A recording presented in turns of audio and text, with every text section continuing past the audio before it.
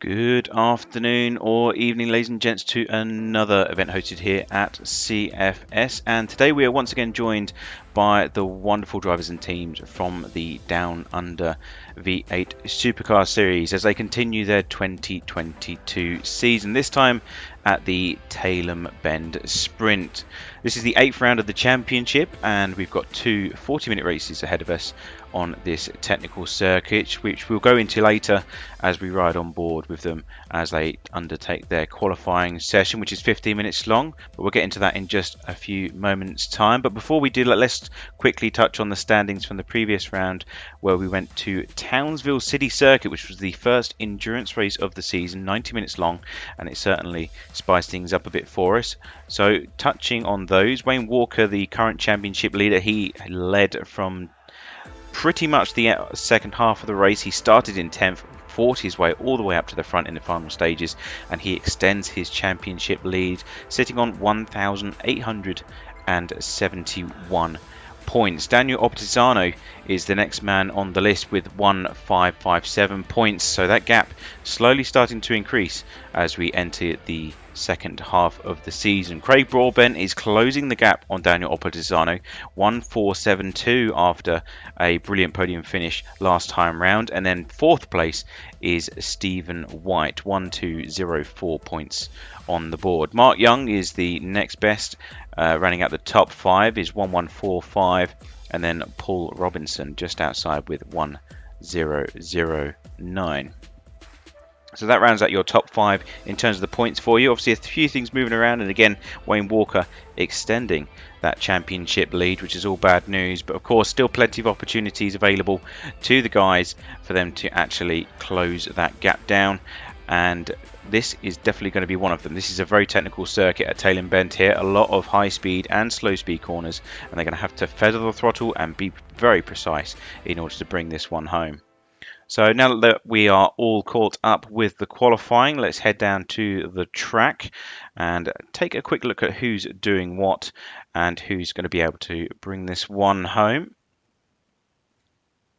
So the drivers are just starting their first flying lap now. A very long circuit in comparison to what we're used to at other circuits. We're pretty much coming in a lot higher, a lot faster than anywhere else. And Wayne Walker and Craig Broadbent being the first one to cross the line with a 1:45.7 on the board for you there.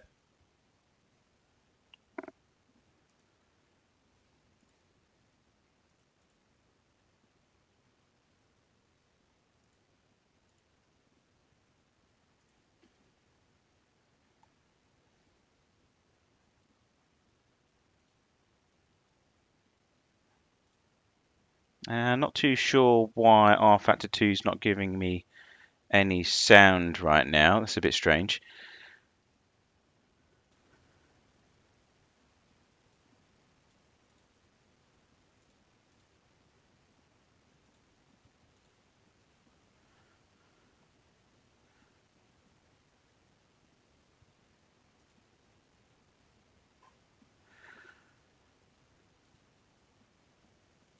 So please bear with me while I troubleshoot this issue. I'm not too sure why it's doing this.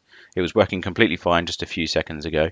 But 2 seconds and I'll be right back with some actual noise for you to actually listen to, because these screaming V8s are too good to ignore, that's for sure. So bear with me 2 seconds, please.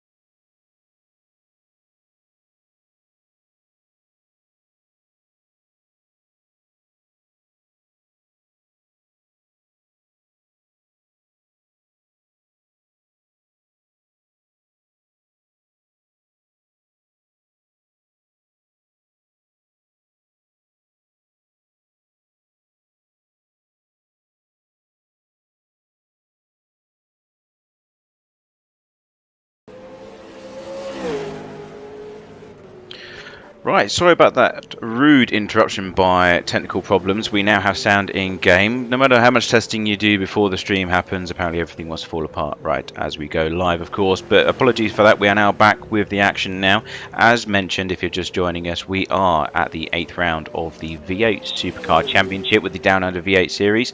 And these guys are in their qualifying session. 6 minutes to go.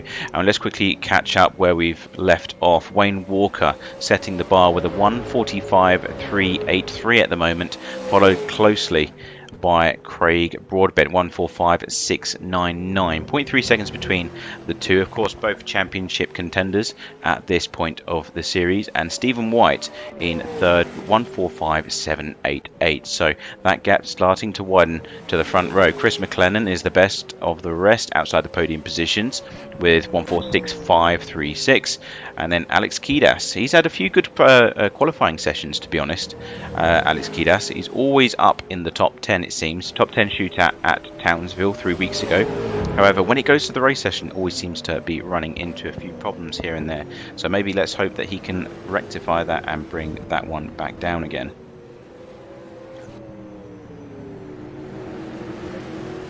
Mark Young also again touching on the standings just briefly. He's doing a very good job sitting in P5, and he's currently occupying 6th place on today's qualifying board, 1:46.9. And Peter Spearing is P7 with a 1:47.431. Paul Robinson's just on purple sector 1, so obviously as the track continues to bed in, we get to see a lot more speed coming from these V8s. Very technical, so those high-speed corners really do like the circuit to be rubbered in. And just before we go into the session, I know we're playing a bit of catch-up now. We will try and go live with one of the guys around the circuit to see what it's like here at Tailem Bend Motorsport Park. Now, Craig Broadbent's already started his flying lap, so we're probably not going to get the best of luck with him. So let's try Stephen White then.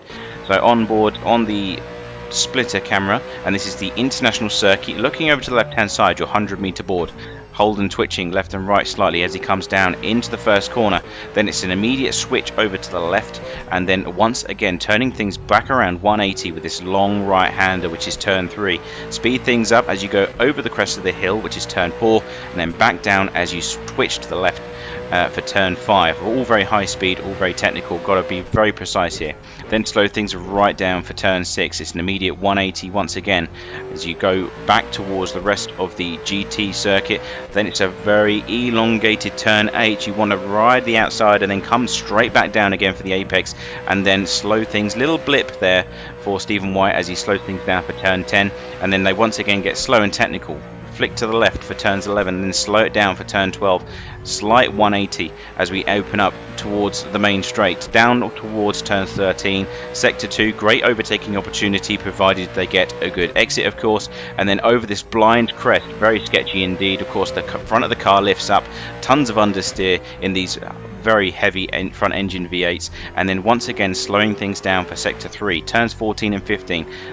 Got to make sure you manage the revs, then flick over to the right as you come out of that corner. Small straight down towards the back end of the circuit, which is turn 17. Slow it right down again, hit that apex. Watch out for the sausage curb on the inside, that will really ruin your day.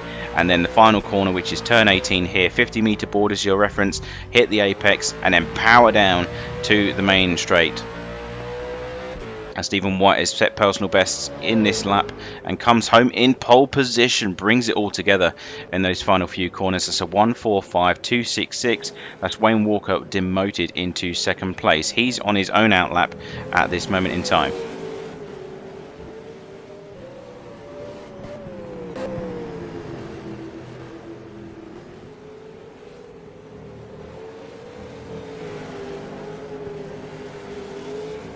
Now having a look at where Walker is in terms of his lap by lap pace. He's done a purple sector 2 at the moment, which is by 0.2 seconds. So Stephen White was a 33.5, Walker 33.2. Coming into the final sector now, coming across towards the start finishing line. Is it going to be enough to claim back pole position. I'm sure it will be, and it is 1:44, the first of the 44s here, ladies and gents. 1:44.929. That is quite a sizable difference between him and Stephen White. That is 0.3 seconds. Craig Broadbent is still on his outlap at the moment. Still plenty of time for one more flyer before they get to the end of this session. And he will start his flying lap. So let's go on board with Craig Broadbent.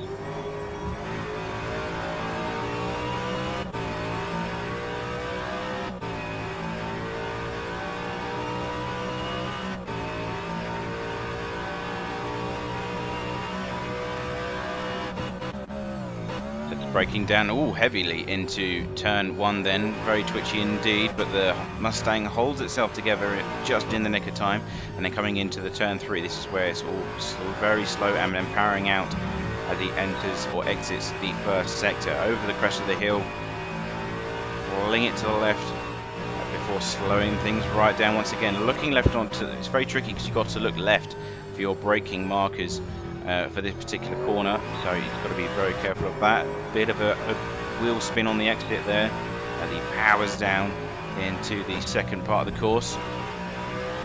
Bit of a lift as we basically, there's like 3 or 4 corners combined here, which is all one long right-hander, and you've got to get them all perfectly right if you're going to get the advantage you are seeking. Bit of a breather on the back straight here in sector 2. Looks left for his braking reference over the blind crest.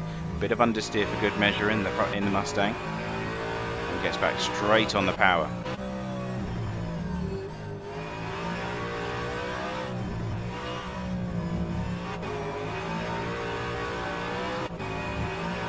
Good combination of corners there as he comes into the penultimate corner, slowing things down once again. This is the important one, of course, the main straight, and there's a lot of high-speed corners here, so a lot of time to be lost very easily in these cars. Final corner, hits the apex quite nicely, rides the curve on the outside, just manages to hold it together. Is it going to be an improvement here for Craig Broadbent? He's 0.5 seconds off pole position, and it is not a better time there for the 350 Mustang. It's a 1:45.560, so unfortunately a bit slower than what he had as his best. And we are pretty much at the end of qualifying now. Justin Bryce comes across the start finishing line. He does improve and currently finds himself sitting in 8th place.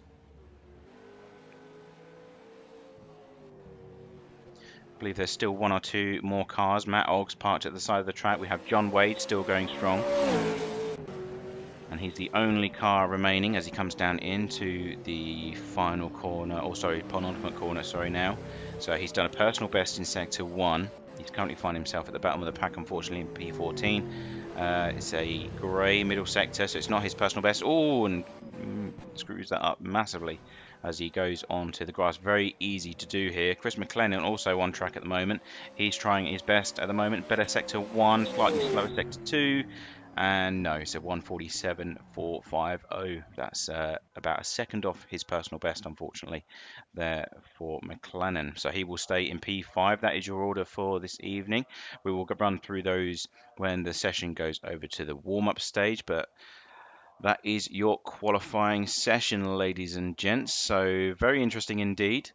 McLennan and Walker's still able to hold on to that pole position. Nobody seems to be able to have an answer for McLennan at this later stage of the championship. We've had a few wins from Daniel Opatisano. We've had a few wins from Craig Broadbent and Stephen White here and there, but he just seems to be able to pull it together when it really does matter. And as the season's unfolded, that seems to be getting stronger and stronger, which is really unfortunate for the guys trying to fight for these positions now. We do have a few rounds left, of course, as we wait for the warm-up session to finish and we go green racing. But let's have a quick look at the schedule for you so you have an idea of what's up ahead in the 2022 V8 Supercar Championship. Of course, we've got the Sandown Sprint in the 20th of August, followed by Auckland, which is round 10. These guys, by the way, follow the real-life season, so very interesting indeed. Awesome to see that they're you know, honouring the current schedule and calendar that exists in the real world. And of course, after Auckland, we get really toasty with the Bathurst 1000 Enduro. Of course, that's going to be a game changer in Bathurst in V8 Supercars. Can't get any better than that, ladies and gents, for those that love a bit of screaming V8s. Gold Coast Enduro, once again, another endurance race on the 29th of October. That's going to be extremely interesting. And then down to Newcastle, there's a few question marks about whether Newcastle will go ahead. And then Adelaide, which has been added for the 3rd of December.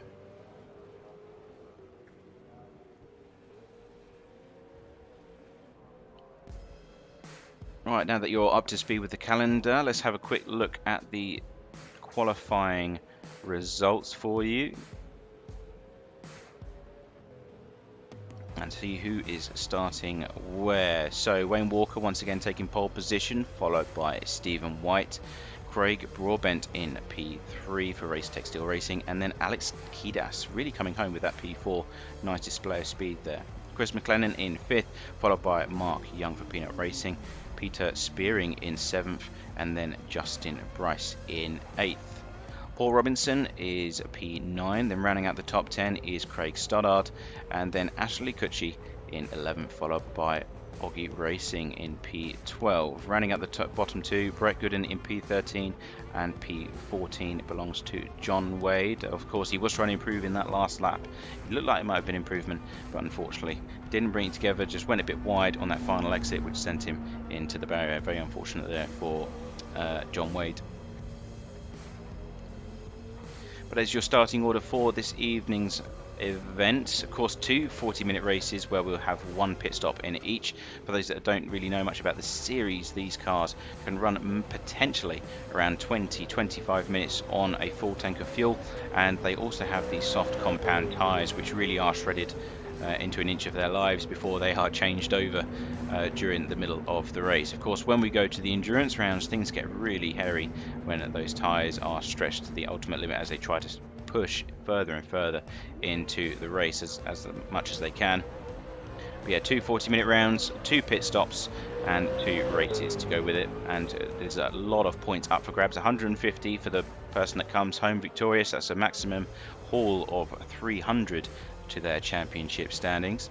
That's going to be really important, especially for the likes of Wayne Walker and also Craig Broadbent, of course. If he can find the pace to bring it home this evening, that will really help his chances, and probably will overtake Daniel Opposano in the standings. He's unfortunately not here this evening, but of course you do get one joker round, so hopefully he can get some good fights in the championship when he returns. If you are interested in the series at all, if you are enjoying the live stream, then please give us a thumbs up. It helps these guys get the exposure they deserve. It's a great bunch of guys down here. Of course, we're in England, so I can't comment on on Australian, but they are a really good bunch of guys, really fun to race with. There's always a very respectable moves and overtakes going on here. So if you are interested in the series, there's all links in the descriptions below. Take you to their website, and you can get in touch with the guys, the admins and the organisers down via those links. Right now though, we're just waiting for the warm-up session to conclude. There's only a few seconds left before that happens and we finally go green racing here with these screaming V8s.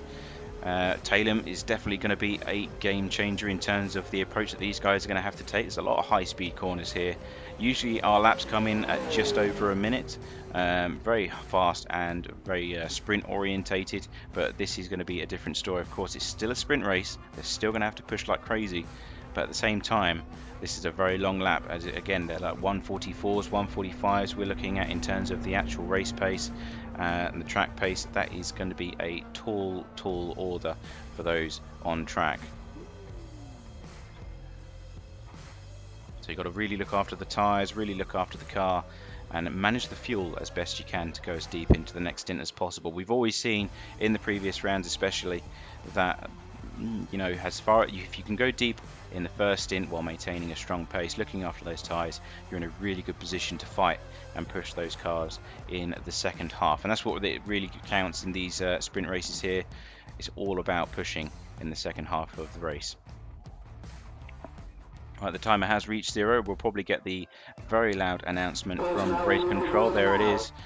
please everyone get off the grid now as the top of his lungs, which is always very nice to listen to, of course, in R-Factor 2. And we now wait for the cars to grid and line up for the start of the first race here.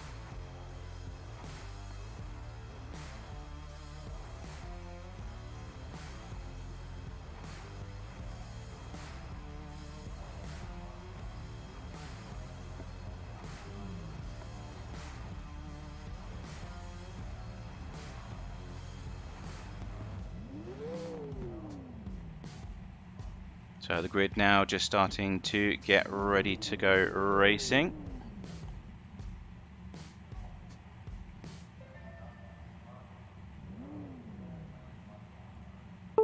And we will wait for the countdown from race control to wave the green flag for the first time this evening and get this event once officially underway. Here we go, 5 second countdown. Wayne Walker on pole position as the flag drops, and we're off. So Wayne Walker and Stephen White pretty much neck and neck at the drop of the flag. They seem to be drag racing down in towards turn 1. Several cars behind, 2 wide as we come into the first braking point. Who's going to suffer from cold tyres and who's going to seize up? But all seems good and well. Stephen White down the inside of Wayne Walker steals the lead at the start of the race. Looks like one car going wide, could be Peter Spearing there in the blue Holden, but Stephen White taking the lead away. And we've got 2 wide, Craig Broadbent and also Chris McLennan down the inside at turn 3. He's got the nose of his Mustang just ahead of Race Still Racing Team, and also Craig Broadbent taking it back at the next apex. Down the inside he goes, carrying that speed through and reclaiming that pole position. So very good stuff there at the start of this race. Alex Kidas having a bit of trouble. Oh, the Mustang sliding slightly as he has to contend with Mark Young on that inside line, just spinning that Mustang rear wheels up a bit too much at the start of this race, but all well now as he gets back underway. Stephen White starting to extend his lead over Wayne Walker now, gap up to 0.8 seconds as we come to the end of our first lap. Craig Broadbent still firmly within the slipstream of Wayne Walker, and down into the end of sector 2 now.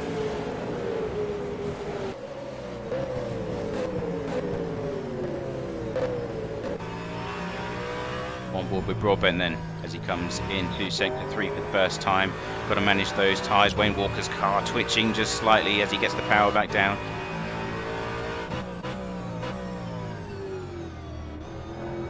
And a bit of a sausage curb eaten there by the purple Mustang. That's unsettled it ever so slightly. Onto the grass goes Wayne Walker. Just manages to raffle the beast back into line. Craig Broadbent seemed to close the gap ever so slightly. All of this though, of course, allowing Stephen White to extend that lead now. Gap up to 0.9 seconds as they slipstream down into the first corner. Craig Broadbent very close indeed. You could probably put a piece of paper between those 2 cars right now. Extremely close between Broadbent as he breaks down into the first corner.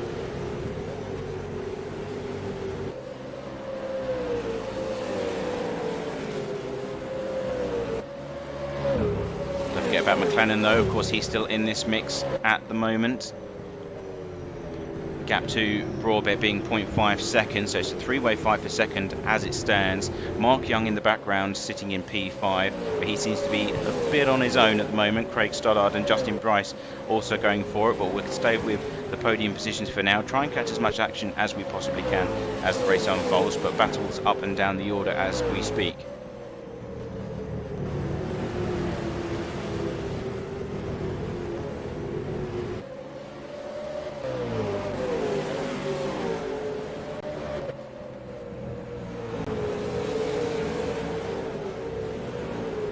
Chris McLennan sideways in a big way, puffs of smoke from those rears. We talked about this coming out of those corners. It's all about that throttle management, and these V8s are extremely heavy to manage, so you've got to be so careful. There was a slight puff of smoke, but seems to be able to afford it just in the nick of time. Wayne Walker now coming down into the penultimate corner. Love this double right-hander here. Reminds me very much of Luffield at Silverstone with the double F, the old GP circuit for those that remember the good old days. And now coming onto the main straight once again. Slipstreams firmly in effect here, especially for Craig Broadbent as he comes across the start-finish line. Is it going to be enough to close the gap to Walker? Championship contenders, of course. Walker with the advantage by a few hundred points. This is really important that Craig closes that gap down if he possibly can.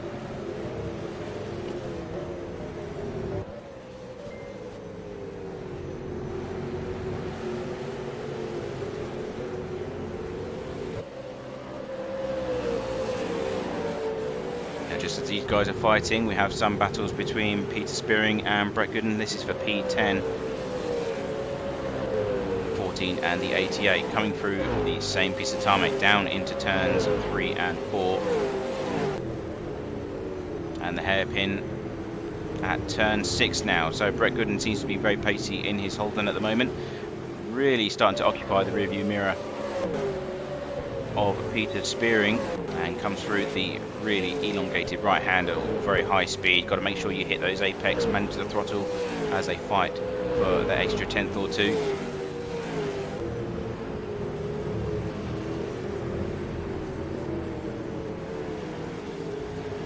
Oh, a bit of eating of cones here, so chewing the cones as they come down into sector 2.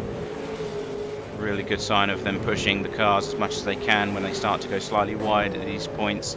We've got to be careful of track limits, of course. Race director will be keeping a close eye on these guys.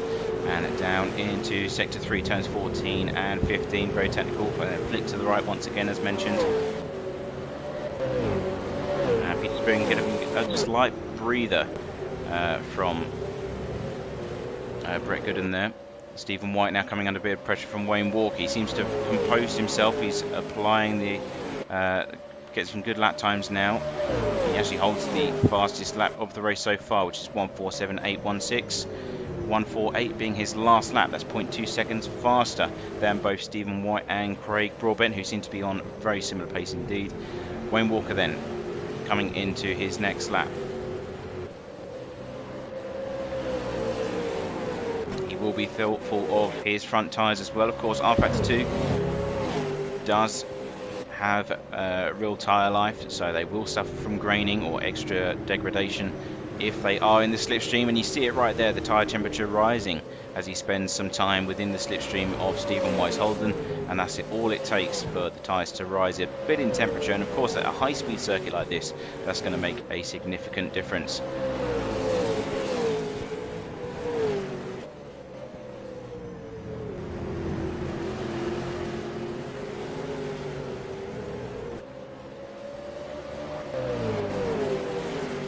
Coming down into sector 2 then. All three leaders really going for it at this stage.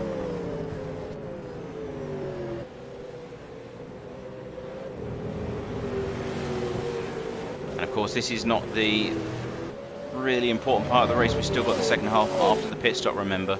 So they want to make sure that they look after this set of tyres, make sure they can go deep into the next stint, and that's exactly what Wayne Walker will be able to do, provided he stays within striking distance.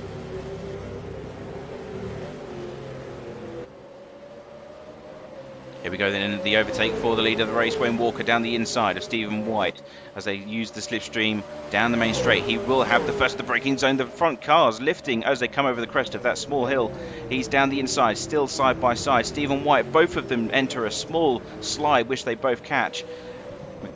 Walker still holding the inside line as best as he can. This long right-hander, Craig Broadbent, really starting to enter the mix now. They are side by side. Wayne Walker gets away slightly. Craig Broadbent still in the mix. He decides to back out as we switch to the left. White looking down the inside into the turn 6 hairpin. Manages to maintain some composure, firmly still under the rear wing of the purple Mustang. But really good racing room provided by both those cars as they fought for the lead of the race. Really good to see.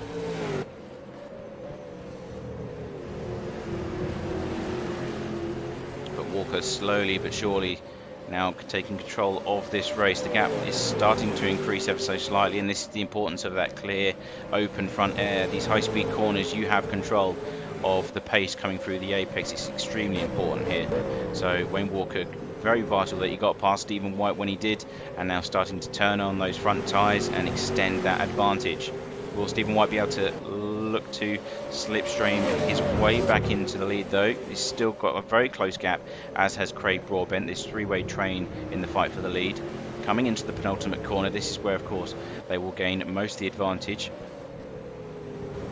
And down through the final corner, Stephen White, all very tidy from all three cars, powering down across the start-finish line. Stephen White, the gap already up to 0.5 seconds. I don't think it's going to be enough to come back at this stage. Coming over the crest of the hill. Love that little lift that the cars do as the front tyres grapple back to find the tarmac once again.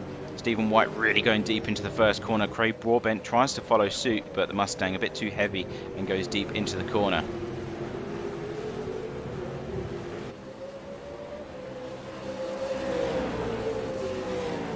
Great racing from all involved here. Good stuff. This three-way battle. Stephen White down the inside. Here he comes into turn 6 hairpin. You can see the Holden tilting to one side. The amount of force and G-force going through the chassis as it twists just to make the corner. Excellent stuff there from Stephen White. Takes back the lead. I'm not too sure Wayne Walker was expecting that one to happen, but good stuff. Craig Broadbent still in the mix. He's looking on ahead, managing the throttle as we come through these several right-hand corners, very high speed, and slow things down once again for sector 2.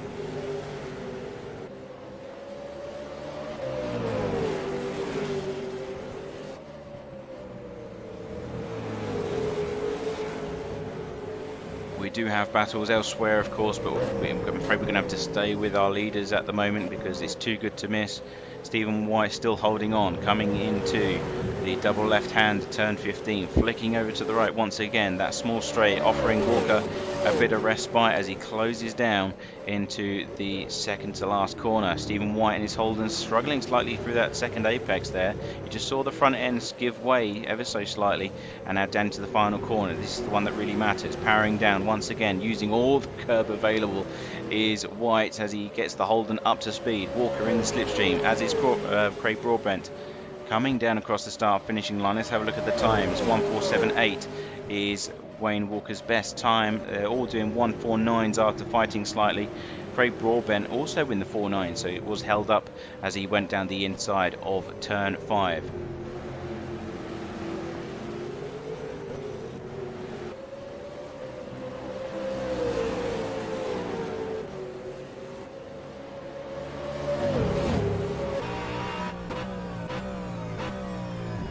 On board with Wayne Walker for a short moment in time to see what the view is like from his perspective as he fights Stephen White around the Tailem Bend Motorsport Park. Great place to go racing, if I may say so. Really good stuff from what we've seen so far. Slowing it down considerably for the right hander, of course all very high speed as mentioned. Stephen White attacking the curves very aggressively. Slight look down the inside by Walker there as he tries to apply the pressure, forcing a mistake perhaps on White, looking down the inside, looking for his braking markers as the entire front view is occupied by that Holden.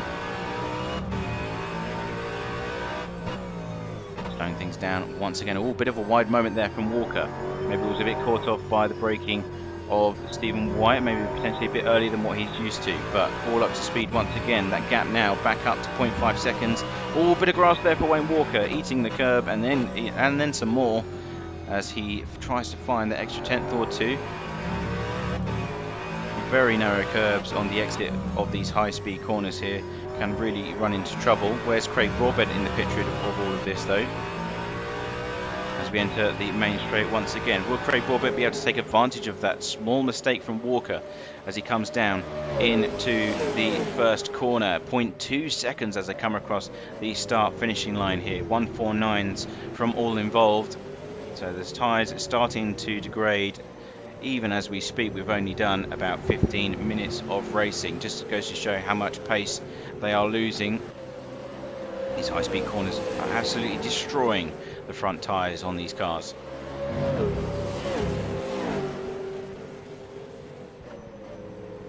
Now the next important... Oh, Craig Broadbent off in a big way. That's going to cost him a lot of time. Rejoins, prevents it from turning into a spin. That's what's most important, of course. But yeah, that gap now up to 1.5 seconds to Walker. That's going to be a big ask from these guys. They're so competitive with one another. pretty much lap for lap pace, bar a tenth or two, and that's going to be a big ask for him to turn that around. Of course, he does still have the pit stop available. That's going to be the next strategic option available to the drivers. Are they going to undercut the guys ahead, or they're going to try and go long into the race as much as possible before putting on a new set of tyres? We'll have to wait and see. But Stephen White, in the meantime, holding that gap, 0.7 seconds now, entering the second sector. And looking down the order, we do have a few battles starting to unfold. Nothing super tight at the moment. Things are settling down in the second phase of the first stint. So tyres again starting to wear down, causing the gaps to widen ever so slightly. We have Chris McLennan and Mark Young in the background there, not to forget them. They are still going at it. They're 0.9 seconds within one another, and still in this fight. So we'll keep a close eye on those two. If they do start to fight, we will certainly switch over, and we'll do that for now for Ashley Cutchy and Paul Robinson. These guys going for P10, so still important points in the championship for these guys as they fight for those vital championship positions. Ashley Cutchy getting slightly sideways coming into the final corner. Paul Robinson closing in using that slipstream available.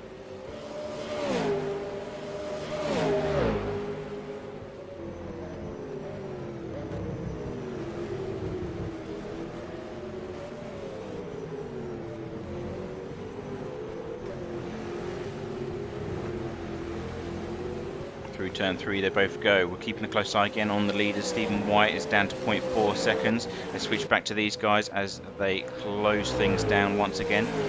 Wayne Walker having a small moment, it seems. That gap went from 0.4 seconds up to 1 second.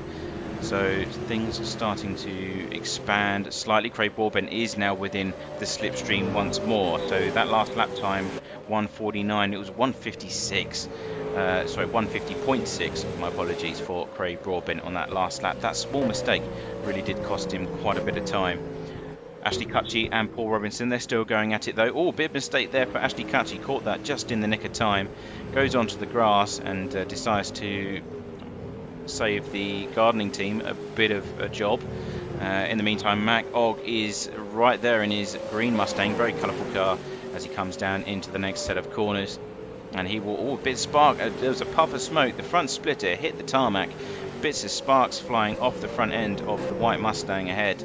So certainly having a few issues here for the number 8, Old School Racing. Yeah, Matt Ogg certainly fixated on the back end of Ashley Cutchy's Mustang for now, coming into the final set of corners. He will have the slipstream, of course. That will be worth a few ponies down the back straight. It's just got to make sure he brings it together for the final corner. Early on the power goes the green Mustang. Didn't use all of the road available. That may cost him a bit. And Alex Kidas pits for the first time. Alex Kidas in from P12 and going down the order.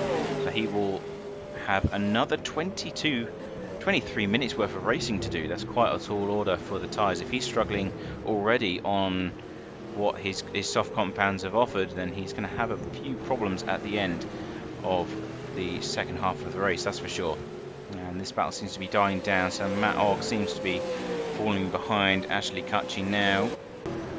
And let's go back to our leaders then. Stephen White still leading away. He seems to be really starting to push now. Wayne Walker struggling, he's doing 150.8, my apologies. And then Craig Broadbent also 150.1. So they are really having to manage these tyres. I don't think we've seen tyre degradation this high in this series so far. And Craig Broadbent is really starting to close in that gap now.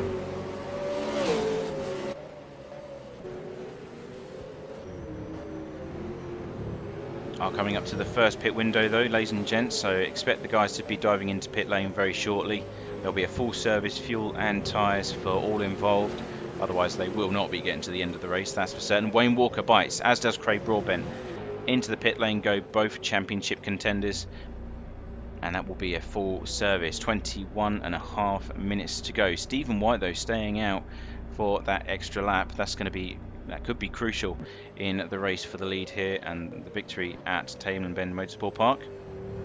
Justin Bryce is also staying out. Chris McLennan, Mark Young, Justin Bryce all staying out one extra lap. So either the driving style of both our championship contenders or potentially a strategic move, we'll have to wait and see, potentially trying to undercut Stephen White. We'll have to see how that unfolds. McLennan and Mark Young, though, they are within striking distance of one another, 0.7 seconds as we come to the end of the first stint here. McLennan was sitting in 4th place before the leaders went in, so that is the position that's up for grabs realistically here. Mark Young sitting tidy in the standings as well. These guys are actually quite close. P5 for Mark Young, sitting on 1145. Chris McLennan, where is Chris McLennan? I think he's had several entries on the standings. I'll have to get a calculator and add up where he currently sits, but he's quite high up in the standings as well. Certainly top 10, that's for sure. Sparks flying, I love that. As the weight transfer goes over to the left hand side, you get a kick up of sparks as they try to get the car turned in. Brilliant stuff to watch.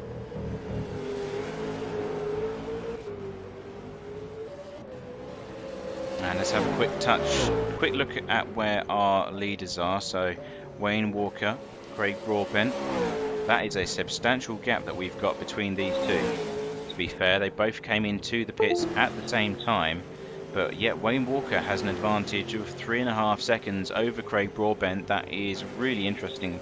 So either they've taken slightly less fuel in hopes that they can manage that until the end, or maybe Craig Broadbent had a few issues when slowing down for his pit stop. Either way, that is crucial for this race. Stephen White coming into pit lane. The lead now goes over to Mark Young. He's decided to stay out. Chris McLennan coming in as well. But yeah, Mark Young in his Holden really going long in the first half of this race. Going into the second half, we're now sub 20 minutes at this point. So very interesting indeed. Chris McLennan still stationary. Stephen White, where is he going to start moving again? As he does now. So Stephen White once again on the move. Where's Wayne Walker though? He's actually gone and taken the lead. Wayne Walker has undercut. Stephen White reappears ahead with seconds to spare, and Craig Broadbent looking down the inside. He decides to try and do the same, but it's immediately blocked off by Stephen White there. Great stuff, and Craig Broadbent has to slam on the anchors. Just slows it down in the nick of time, but not able to make that move stick. So this is going to be for second place realistically. Wayne Walker will inherit the lead when all is said and done and things settle once again. And now they find themselves in a duel for second place.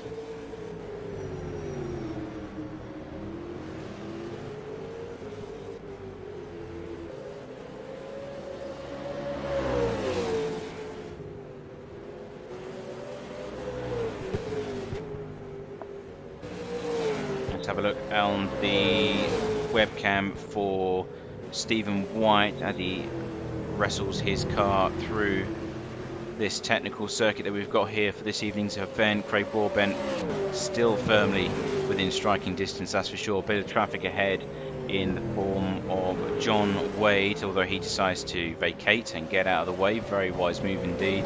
Don't want to be getting involved in this particular fight.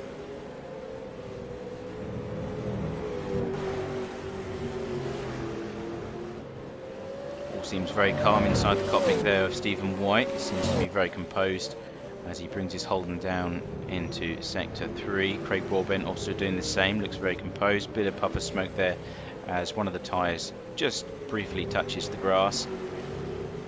Ooh, bit of a dramatic moment there for Stephen White, kicking up a bit of grass himself as we enter the final corner across the start finish line. Slipstream in effect for Craig Broadbent. That gap coming down to 0.5 seconds into the braking zone. That gap seems, Stephen White seems very confident going into the first corner on the brakes. Seems to be able to keep extending that lead over Craig just bit by bit, and that's exactly what he needs to do. Stephen White has the advantage though, 5 seconds. That is an incredible stop there from Wayne Walker to get that kind of advantage from the pit stop that we've had. That is what makes the difference between a race winner, but of course it's still plenty of action to go. 16 minutes worth of racing. It could all unfold depending on how much fuel he's going to have to save.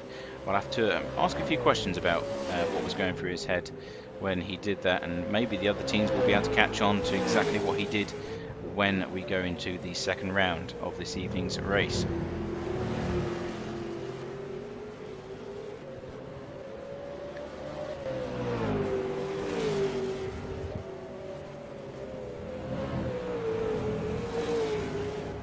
Just having a look at Peter Spearing. He finds himself in P4 at the moment, so he's also done a really good pit stop. Last lap was 150 and then 148.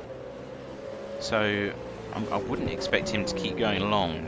I mean, we are still within the pit window, give or take, but 15 minutes left. That's got to be some mega fuel saving if he's going to be able to make that work. He's going quite slowly. Chris McLennan right on his tail as he gets back up to speed himself after serving his pit stop down into the penultimate corner here. And yeah, Peter Spearing going very slow. I reckon he's run out of fuel. He's tried pushing it one extra lap too many, and now letting Chris McLennan go by pretty much without a fight. He's staying out. That is really strange. So Peter Spearing, he must have served his pit stop. There's no way he'll be able to go 25 minutes without having to service the car, especially on these tyres as well. They would have been screaming by now, pretty much falling off, and he'd be running on rims, I'm sure. But yeah, still going strong, albeit at a very slow pace. Mark Young's the next man that's going to be able to catch up to him as he appears in our shot now, 2.5 seconds. But the pace a lot stronger than what Peter Spearing is setting down at the moment.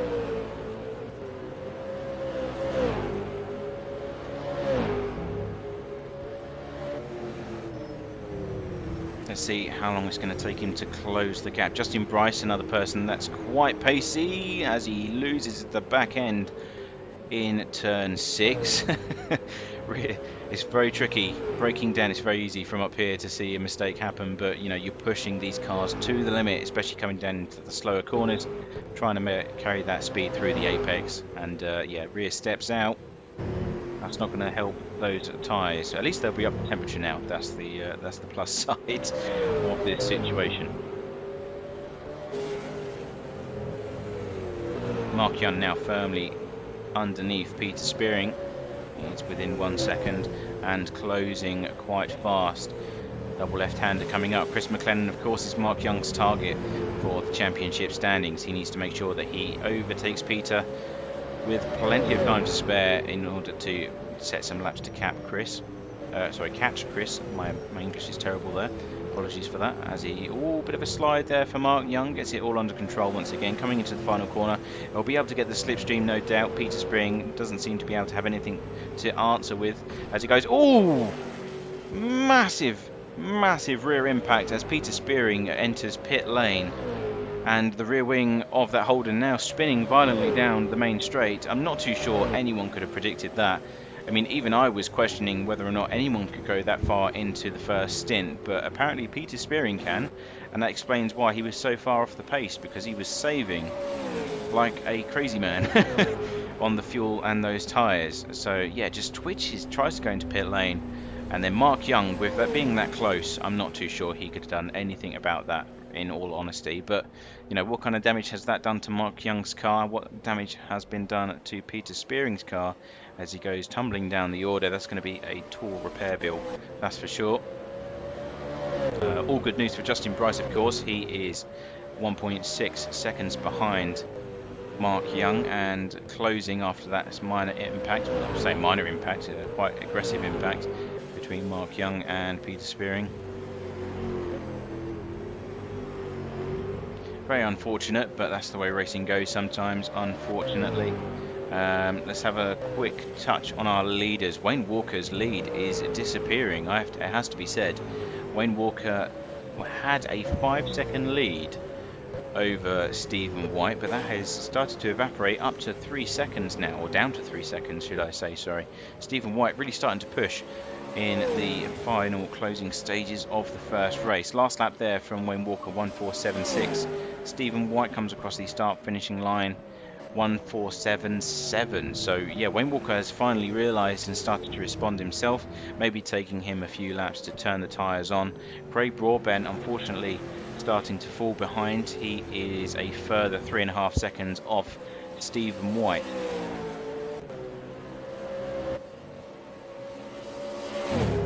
Great camera angle there as they fly past the exit of turn 5. Very high speed, very violent. You love it when there's a camera implanted into the curb, so you can see them coming over the top of it. Brilliant camera angles. Wasn't quite there, but close enough. Battle starting to unfold here between Craig Stoddard and Paul Robinson. Matt Ogg and Ashley Cutchley still within striking distance as well. This is for 9th and 10th position, racing up and down the order in the final closing stages. Love to see it.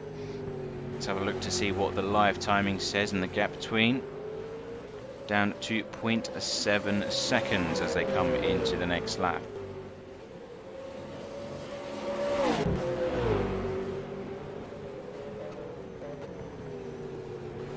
Slight seizure on that front left of the Mustang. Craig Stoddard having a few issues. Paul Robinson still losing time though. He really is starting to push as much as he can. Penalty for John Wade, it says here, and we have our first retirement. Peter Spearing, after that damage to the rear end, has retired, decided that it's not worth it for this particular sprint race. Of course, he will be fighting for 0 points, unfortunately, so decides to call it a day. Won't make too much of a difference. Paul Robinson still within striking distance, as is Matt Ogg and Ashley Cutchley. Switch over to these guys momentarily as Paul Robinson tries to close down the gap. Ashley Cutchley's a bit closer than that other battle that we was just watching. 0.4 seconds between these two. Oggy Racing doing their best to hold on to 11th as they come down into Sector 2.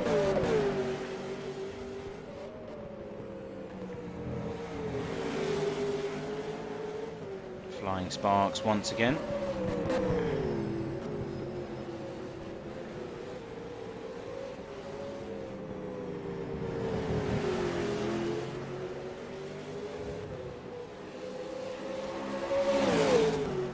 Lap pace firmly in advantage of Ashley Cutchley, looking down the inside, coming into turn 17. Big moment there for Matt Ogg. He slides violently as he tries to apply the power. Ashley Cutchley just pretty much drives around the outside and takes that position away. Good stuff. Back to this battle between P9 and 10. Craig Stoddard still in control, so we've caught this at the right time. The gap down to 0.4 seconds now.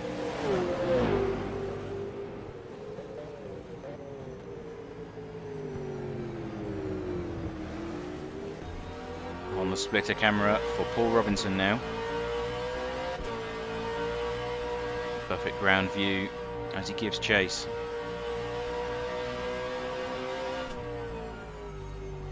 Ooh, slight moment there, misses the apex completely.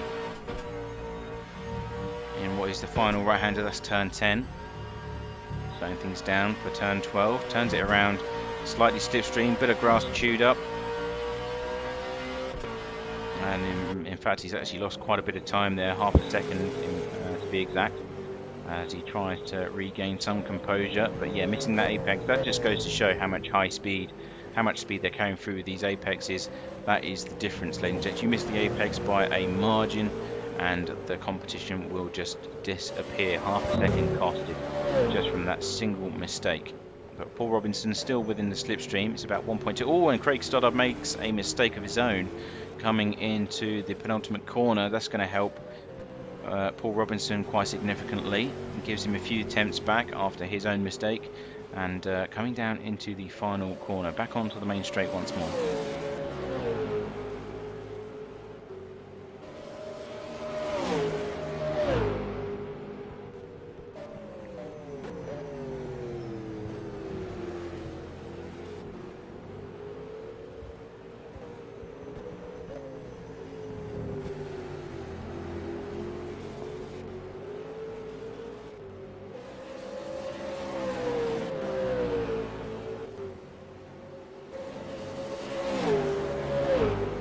Closing into the final few minutes here for the first race at Tailem Bend Sprint. So 6 or just shy of 7 minutes remaining till we get the first checkered flag for the evening, and then we'll do it all again because we love it so much, don't we, ladies and gents?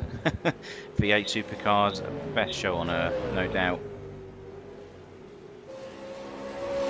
Paul Robinson trying to find a bit more pace to close in on Craig Stoddard. Let's quickly touch on the leaders then. Wayne Walker just coming over the start finishing line. Look at the gap he's been able to muster up here, back up to 5 seconds. So he has been responding to the pace set by Stephen White. Last lap was a 1:48.3. So very quick indeed for this stage of the race course. Again, that tyre degradation will start to really destroy these front tyres. Stephen White a further 5 seconds behind. Craig Broadbent still sitting tidy in third. He's finding himself at least 2.5 seconds shy of Stephen White. So he seems to be potentially closing in. Last laps for you. Stephen White 1:4.96. And then Craig Broadbent is in the 1:48, only just 0.9 seconds inside that particular second. So he does have at least half a second advantage given the previous lap, but we don't know if Stephen White has made any minor mistakes. So we'll keep an eye on that as best we can. Back to this battle between Craig Stoddard and Paul Robinson. The gap closing into half a second once more as they enter the first corner. A bit of a mistake there from Craig as he enters the first corner. Just runs a bit too deep under braking, and that's allowed Paul to really close in the gap. 0.3 seconds as they enter or exit the first sector. Really fast stuff as they go over, twitching to the left and slowing things right down. Braking under the hairpin at turn 6. Will he be able to take advantage here? Gets a slightly better apex. Yes, he does indeed. Really closes that gap down, but when he got to the apex, he just had no room to maneuver, nowhere to go, and has to remain behind Craig Stoddard.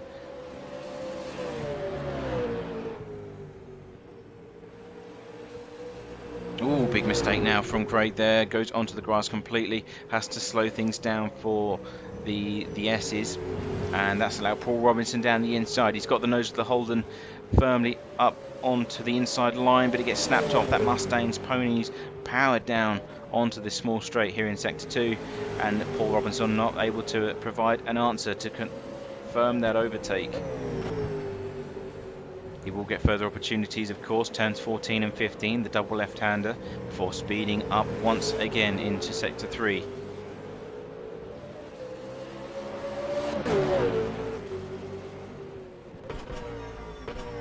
All ball with Paul Robinson once again. Coming into the second to last corner. He's done it, ladies and gents. He's down the inside. Craig Stoddard choking on the pressure. Just doesn't seem to be able to hold the Mustang in one piece.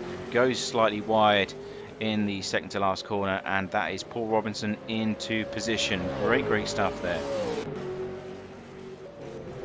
Let's have a quick look at the battle for fourth, as that is one that is ebbing and flowing slightly. Chris McLennan and Mark Young. Of course, Mark Young suffering that damage with Peter Spearing as he tries to do one of the most bizarre strategies known to mankind, going really deep into the first stint. Mark Young paying the price and being caught up in that. Nowhere to go, I'm sure, as he entered pit lane, but he seems to be doing okay. Chris McLennan's lap times are pretty much 150s on the last time by. Mark Young is still in the low 49s, so he has a significant advantage in the closing stage of this race. He's only got 3 minutes in order to make this work.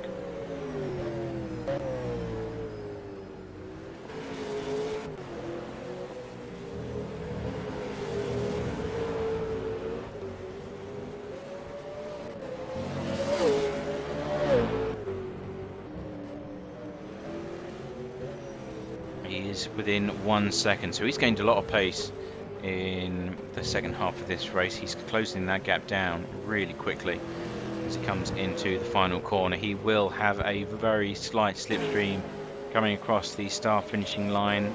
See how much of a gap that will negate. 0.9 seconds as they come into turn 1.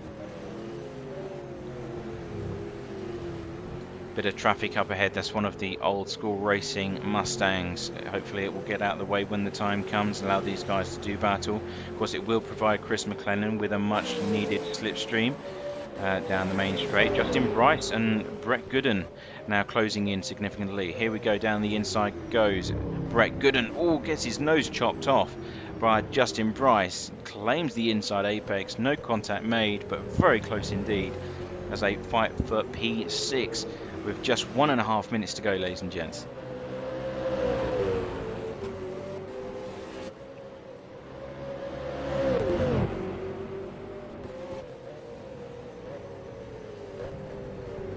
Into the hairpin at turn 6. both pretty much side by side. Alex Kiedis is a further 2 seconds behind. So if these guys make a mistake or start to fight too violently, he could enter this battle and make it a three-way fight.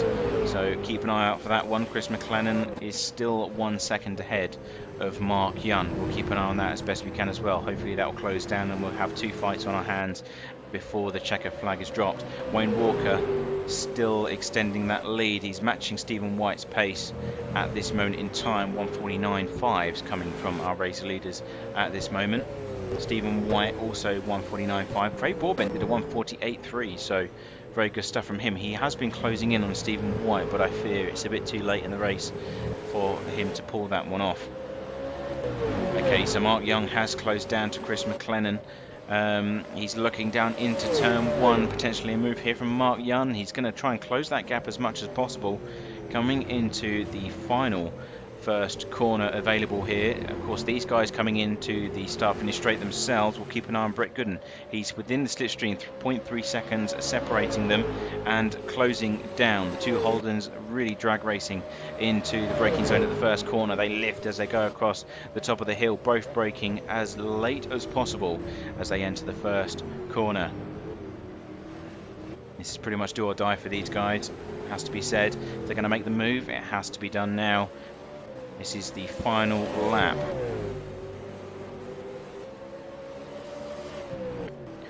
Wayne Walker, our championship leader, will be coming across the start-finishing line very soon. We'll have to be with him as he reaches the checkered flag, but we'll switch back to Chris McLennan momentarily as he still has a few corners to go before we get to that stage. Into sector 2 now. The gaps have widened ever so slightly, 0.6 and 0.7 seconds for the two battles. P4 and P6 up for grabs, and Wayne Walker will have to switch over because Wayne Walker comes home victorious at the end of race 1. He extends his championship lead once more. Stephen White able to just marginally hold off Craig Broadbent for second, and of course Craig coming home in P3, sounding the horns for good measure of course. Chris McLennan will come across the final set of corners. Will he choke? No, he won't. It's a brilliant last apex there for Chris McLennan. Mark Young coming home in P5. That is your top 5 races. Great racing between all involved. Really good to see battles closing in, and there's one just as we speak into the final corner. Justin Price and Brett Gooden, both Holdens, sliding sideways as they power down towards the final apex. The last challenge they have to undertake before drag racing to the finish.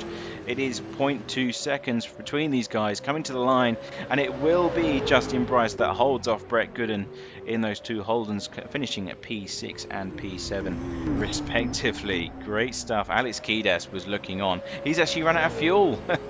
Alex Kiedis running out of fuel at the line. He was still able to claim 8th place as he pretty much coasted his way to the finishing line. Paul Robinson and Craig Stoddard coming home in P9 and P10. What a first race that was, ladies and gents.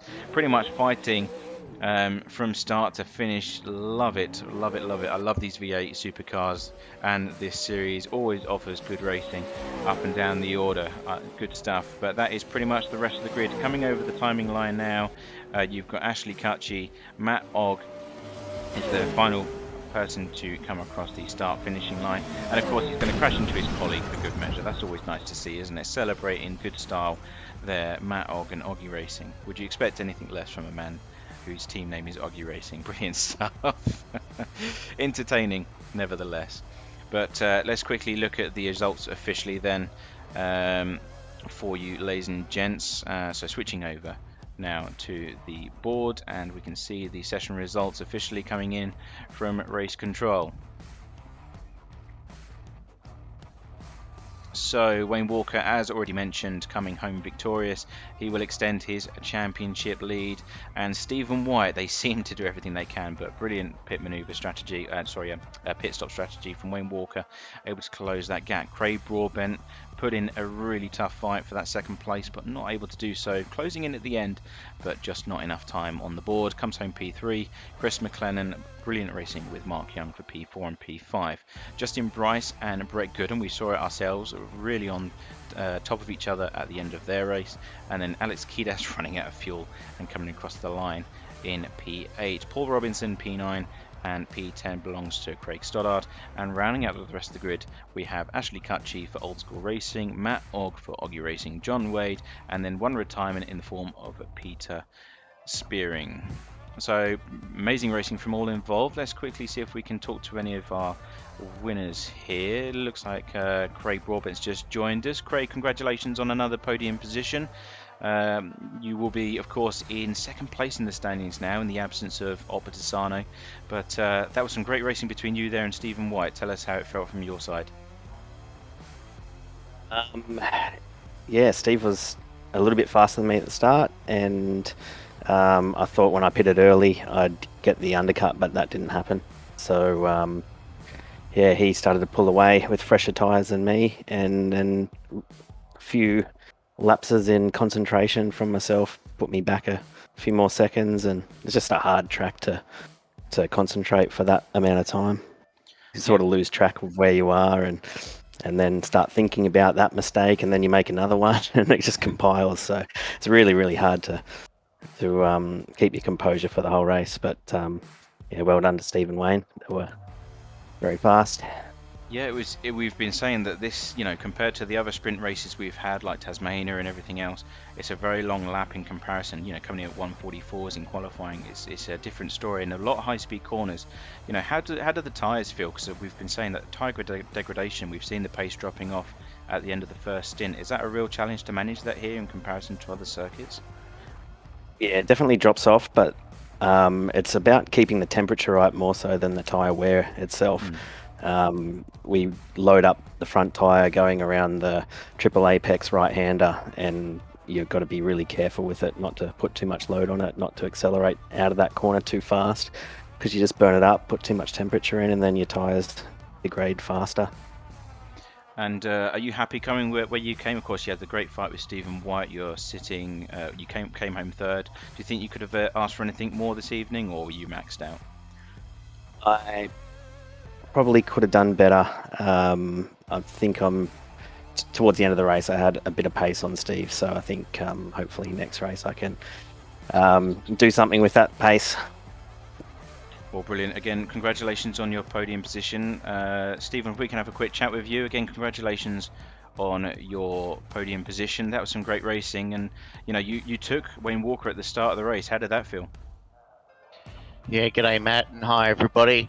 It was an interesting night tonight. I've been travelling a lot, and I haven't had a chance to put any laps in until late this afternoon. And like Craig was saying, because of the long corners and the long circuit here, looking after your tyres is crucial. And so setting up your roll bars and brake bias is important, since we can't change anything else. And I was pretty stoked when I saw P1 in quali until a couple of minutes to go, and I was happy to be on the front row and got a beautiful start, hardly any wheel spin. And after that, like Craig was saying, it was, for me, just driving as slow, as fast as I could, and I didn't want to pull away from Wayne or Craig. I just wanted us to be together, driving quickly, safely.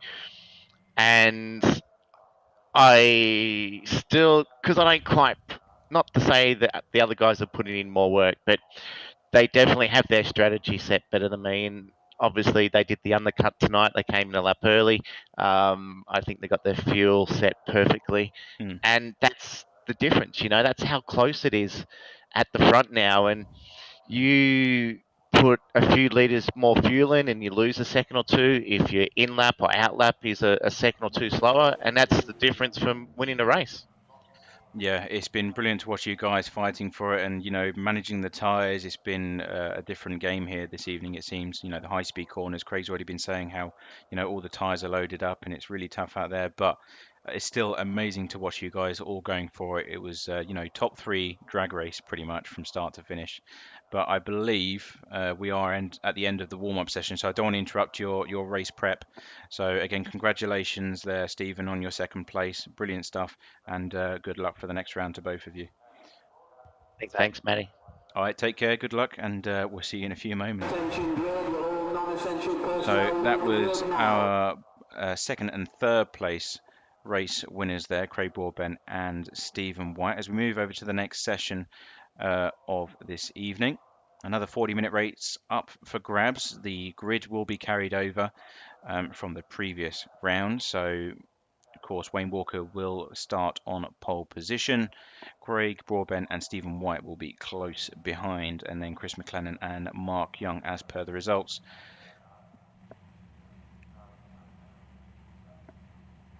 And all we need to do is wait for race control to once again give us the go-ahead. The grid will be lining up now, and we'll wait for the countdown from race control. Another 40-minute race, and again, that pit stop really is important, as commented by Stephen White, and we'll see. Maybe he will learn. Maybe he'll do the same thing that they're doing this time around. But Wayne Walker once again on the outside line for the run down into turn 1. I'm sure he would have wished for a better story, as we know exactly what happened last time around. The countdown begins, 5 seconds. The green flag will drop. And once again, we are racing. It's a drag race. You can see tyre marks being left by both front men as they go and down into the entry of turn 1. Chris McLennan also off to an amazing start. Craig Broadbent suffering as he pulls behind our leaders. He actually is threatened by Justin Bryce and Alex Kiedis down the inside. All contact made between these guys. There's about 4 cars involved. Craig Broadbent fights his way back onto the grey stuff, but that is not the start that he was hoping for. Chris McLennan occupies 3-3. Craig Broadbent finds himself 3 wide. Mark Young on the outside here and Alex Kiedis in the centre. Finds his way into the lead as he comes into the left-hand kink at turn 5. Back up to speed then, and he finds himself in 5th. And Alex Kiedis having more positions taken away as he finds himself pushed to the outside line of the hairpin at turn 6, all claiming the inside lines as they fight for position. Chris McLennan in 3rd and firmly behind Wayne Walker. Stephen White did the exact same as he did on the first race and claimed that inside line on the run down into turn 1. So that was vital once again, claims the lead of the race. And that means that he'll be able to manage the temperature of those tyres instead of having to handle the slipstream. So that's exactly what you want to be, where you want to be, sorry, my apologies, at this stage of the race. So the gap down to 0.4 seconds. You also have Justin Bryce. He's in the mix this time. Craig Broadbent also starting to regain some composure and really starting to drive aggressively to regain that time lost at the start of the race. Justin Bryce looking down the inside is Craig Broadbent into the penultimate corner. He makes the move, a bit of touch between the two of them, a bit of door banging, a bit of change of paint work, but he's actually got the place done. He's back up into 4th place. Chris McLennan being the only man. Justin Bryce onto the grass, decides to cut the apex in an attempt to regain some composure and maybe retake that position from Craig Broadbent. Maybe perhaps not happy about how that went down, but has to settle back into position. P5 for Justin Bryce. Craig Broadbent now slipstreaming towards Chris McLennan and the Noble Host Racing Mustang. They've got a bit of a breather between these two groups of cars, at least 0.5 seconds, so Craig's got a bit of work to do. Mark Young and Brett Gooden going at it. He finds himself P6 and P7 doing battle here between these two. Coming down into the left-hand kink at turn 5, in towards the heavy braking zone at the hairpin. Will we see an overtake? Mark Young goes defensive down on the inside. Brett Gooden looking for the apex, and a bit of a sideways moment there. Kiedis is still firmly in the battle as well. He's 0.5 seconds further adrift before we see Craig Stoddard and the rest of the fighting duo. Good stuff, all staying pretty close at this stage.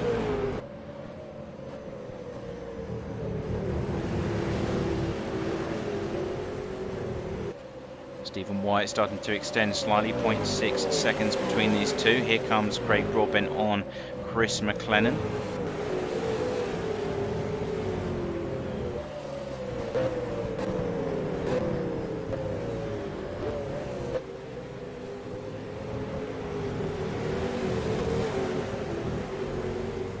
On board with Craig Broadbent as he comes down into the final set of corners.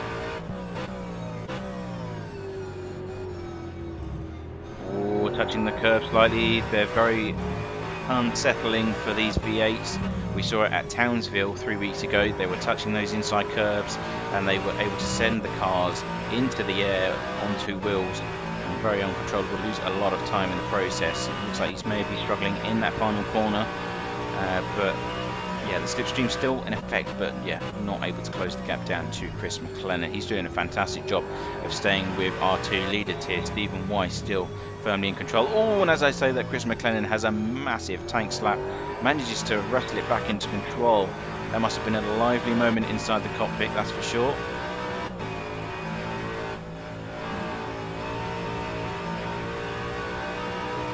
Craig looking down for an attack. I thought potentially he would have gone down the inside there, but thinks better of it, waiting for another opportunity to present itself.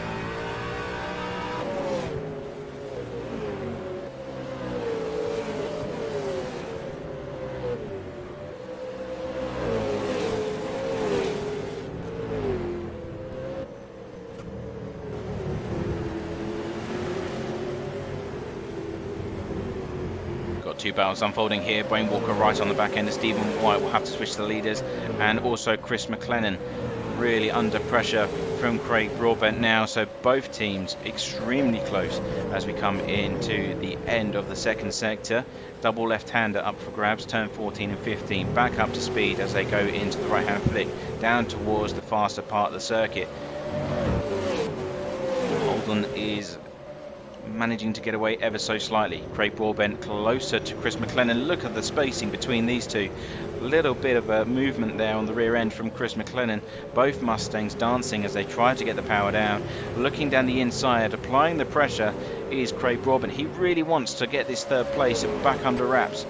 Both slipstreaming down into the main straight. He will have the advantage. Chris McLennan looks to maybe potentially go on the inside. Here comes Craig Broadbent though. Was it committing to the inside line? Oh, the Mustang's nearly out of control as he slams on the anchors. Chris McLennan still on the inside line. They are side by side coming through the apex of turn 2. Coming through turn 3 now. Up to speed. Brave move from Broadbent. Getting that move done. Looked for a second as if he was going to go straight on into the grass, but wrestled it into order. What a really good move that was. And now he's got to focus and apply pressure to overtake Wayne Walker, who is still himself putting the pressure onto Stephen White. Chris McLennan though still in this fight, as is Justin Bryce. He is firmly within striking distance, just 1 second shy of Chris McLennan. And we do have battles all the way up to P7, P8 as well, which we will do our very best to keep an eye on and monitor those as they come closer together. To our leaders then, Stephen White, Wayne Walker, these guys that are closing things together. 0.3 seconds as they come into turns 14.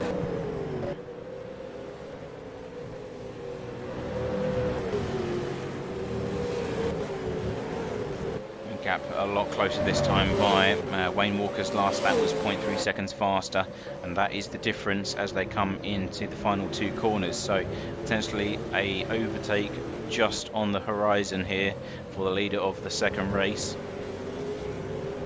Oh, Stephen White getting very squirrely on the exit of the final corner, touching the curb and dancing as he gets the power down in his Holden.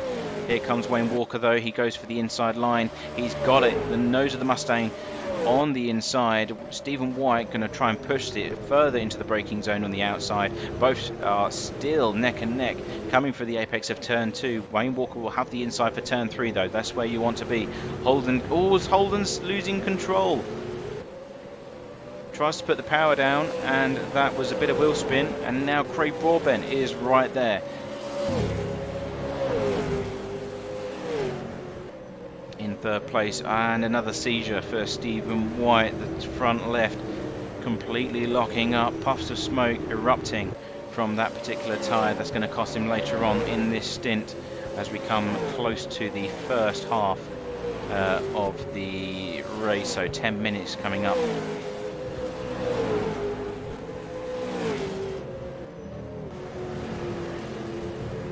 So doing really well at the start of the race. Justin Bryce up by 3 positions. Brett Gooden also up by 6. Alex Kiedis being the worst starter for this evening, losing 4 positions in total.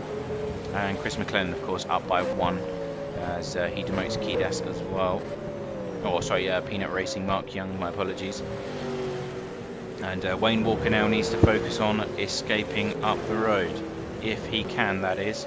He seems to have the pace at this stage. I mean, Stephen White still has the fastest lap at this moment in time. Craig Broadbent really close to the back end, though. He's starting to get a bit hungry for that second place, it seems. Of course, all vital to win the championship standings.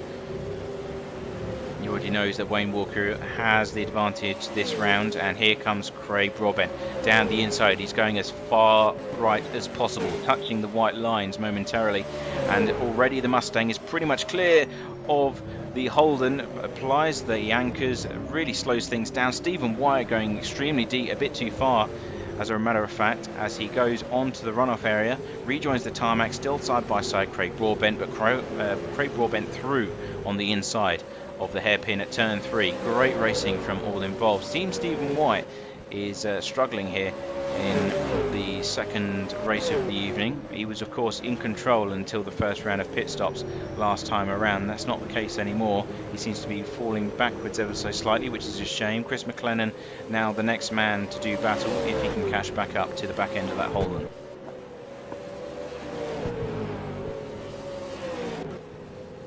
And 30 minutes remaining, so 10 minutes already elapsed, and we've had battles, a change for the lead and a change for the podium position here, so great racing already involved. Let's have a quick look at Alex Kidas, Brett Gooden doing battle here. Alex Kidas not having the great second race he was hoping for. He's already lost a few positions. Brett Gooden being the next to take it away. 0.4 seconds between these two. Coming into sector 2, turns 14 and 15, the double left-hander. Now if he's going to overtake, it's going to be here.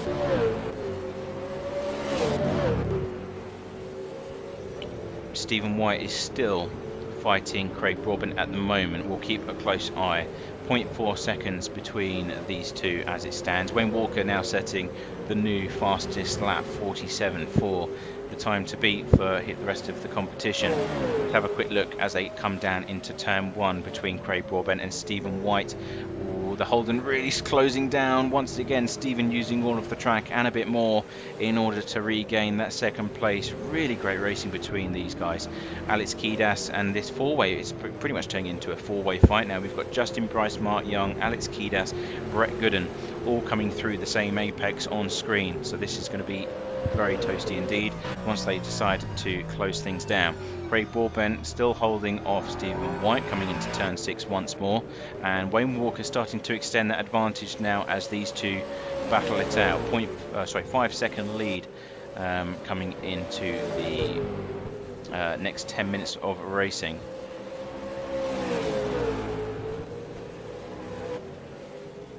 Let's go on board Stephen White, and as he wrestles his Holden round Tailem Bend. It's a really good circuit. I love it here. Lots and lots of overtakes and racing to be had, and the tyres crucial to look after them.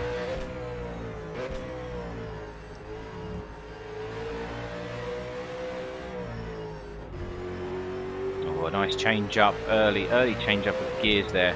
Settle down the rear tyres, make sure they're not going to spin as you reapply the throttle. That's exactly the kind of tactics we love to see.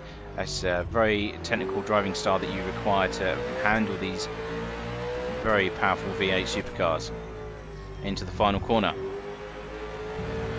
Both seem very powered down and very settled, but Craig Broadbent masters the apex, extending the lead over Stephen White now to come down into the first corner, lifting as they come over the crest of the hill. And Stephen White really does have that first corner down to a T, doesn't he? He is able to knock off several tenths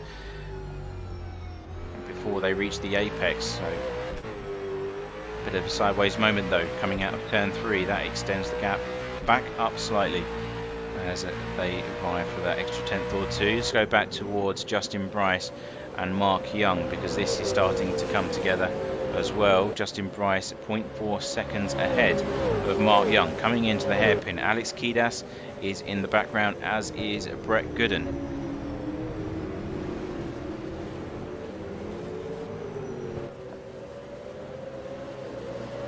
Alex Kiedis looking down the inside of Mark Young. He's taken a very strange line coming through these right-handers.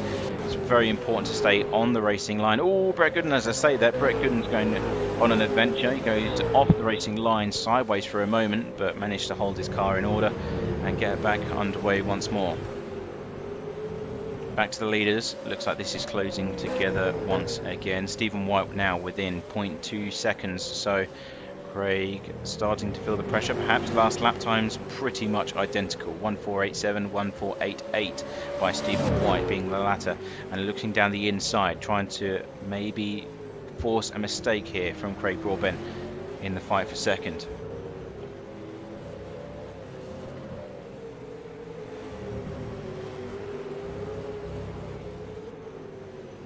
Slipstream Furlium in effect once again. 0.4 seconds to chew up before he gets to the back bumper of the Mustang. Is it going to be enough though? I don't think it will be. At least 0.2 seconds to make an overtake work here, I reckon. And Stephen White wriggling as he comes down into the first corner, getting every ounce of performance from those front brakes as he can. Chris McLennan is still in P4, although the gap is extending slightly. We'll move back towards this fight as it is also very close indeed. Mark Young having a big moment in the exit of the first corner. Kiedis moves on through into P6. That's exactly what he was waiting for. A mistake from one of the guys ahead, and he just claims that position away. We've also got great fights going on between John Wade and Paul Robinson. This is old school racing and also Paul Robinson Racing going at it. Still points up for grabs at this stage of the standings, or this far down. And we're going to have to move back to Craig Broadbent and Stephen White.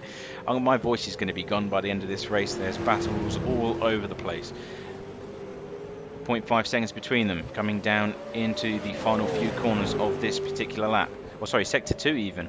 Reversed a bit, we're a bit further back into the lap than I thought, and yeah, still 0.5 seconds between these two guys.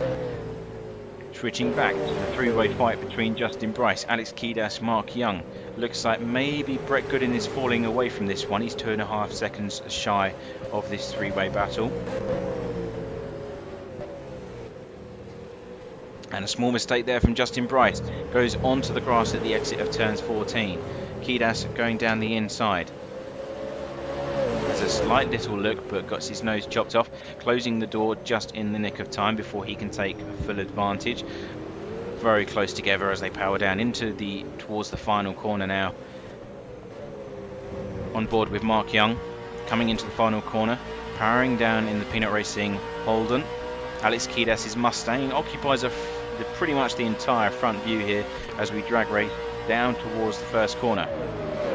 Over the crest of the hill, here comes Mark Young, looking down the inside. Will the Holden have the stopping power it needs? And yes, but Alex Kiedis tries to turn into the corner, touches the back quarter panel on Mark Young's car, and that almost sends him into a spin towards the barrier, but nicely held there from Mark Young. Could have been a lot worse, but that, of course, resets the button. He now finds himself 1.5 seconds shy of the battle and has all of that work to do once again. Back towards Craig Broadbent then, Stephen White still going at it. Wayne Walker 8 seconds ahead now from these two guys. Remember, these guys are really fast. They're all pretty much on par in terms of their lap by lap pace, and he is just simply driving off into the distance. That is incredible pace. 1:48.2 last lap there from Wayne Walker. Craig Broadbent is both in the 49s, as is Stephen White. Very fast lap times considering where we are in the race, but yeah, Wayne Walker once again just taking full advantage and going into time attack mode.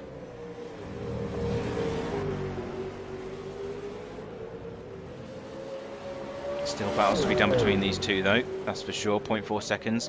Once again coming into the second to last corner, and that's where the slipstream will provide Stephen White the advantage he needs to close that gap. It's been at 0.45 seconds-ish for quite some time. Craig Broadbent commits to pit lane, as does Stephen White, so both following one another.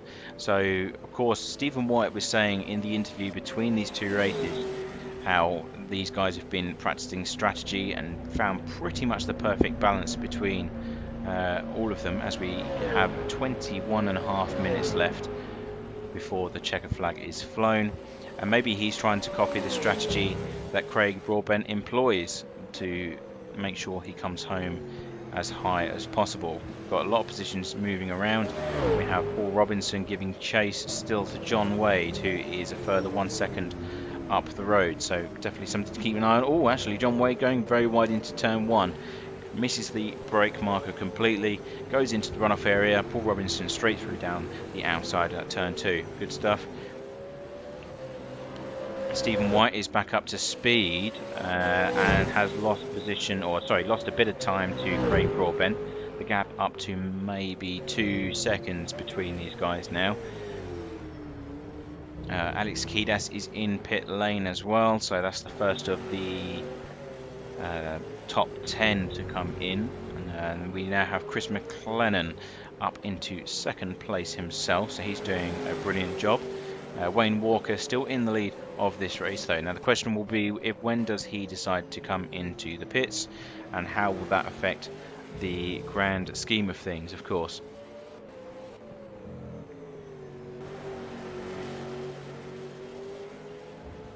And he comes into the pit lane now, 1 lap later than his competitors. We'll see what the difference is in terms of time and the gap when they reappear onto the racing tarmac. But now coming down pit lane, let's have a look at some battles if we can. Alex Kiedis now finds himself P12. Brett Gooden is still in the mix by 1 second shy. Well, actually, where's Brett Gooden? He's just disappeared off my screen. I think there may have been a mistake there from Brett Gooden, trying to get the tyres back up to temperature. Of course, it's very tricky once you're used to how the car handles, and you know, and then it changes once the new tyres get put on. It's a whole different experience when you get back up to speed. You've got to be so careful in these V8s. But yes, pit lane now very busy. Justin Bryce, Mark Young, Chris McLennan, Ashley Cutchy, John Wade, pretty much everyone coming in as we just go past the 20-minute marker. Wayne Walker now takes off the pit limiter, back up to speed. And where is Craig Broadbent? He is closing in. That gap has been chewed away at somewhat. It's down to 4 seconds, ladies and gents, so the undercut has worked, but the question will be, will they be able to close that gap down and apply some pressure to Wayne Walker? That is the question, isn't it? Stephen White is still P3, finds himself 2.5 seconds shy of Craig Broadbent, and Paul Robinson is the only man still ahead. He still needs to commit to pit lane before all is said and done and we have a full reset. Great battle here between these two. Alex Kiedis, Mark Young, still going strong for P7. And both have just served their pit stops.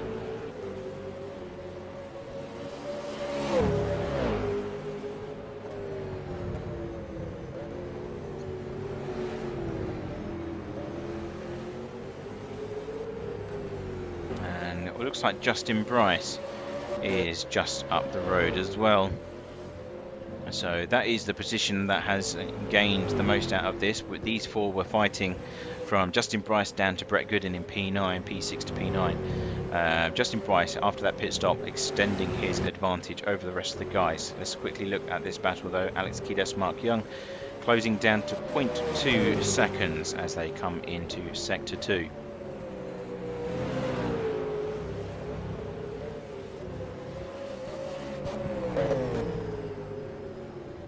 He's down the inside into turn 14, the double left-hander, the Mark Young has his holding on the inside. Contact is made between the two of them. Not too sure Mark Young had sufficient overlap to make that one stick. I don't think he would have gotten away with that. Has to back out of it and continue his attack somewhere else.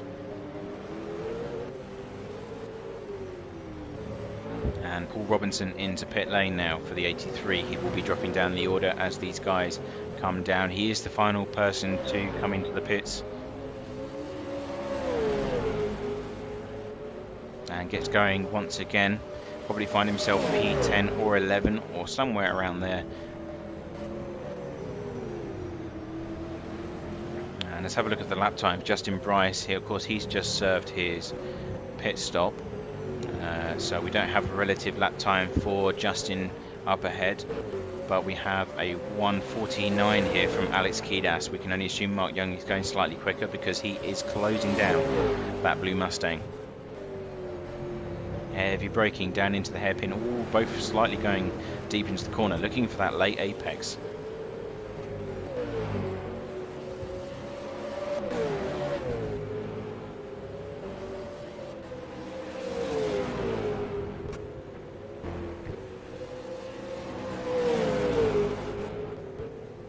Through the right-handers, pretty much makes up most of Sector 2. Really technical stuff, and of course again putting a lot of pressure on those left-hand tyres, especially that front left, before slowing things down into Sector 2.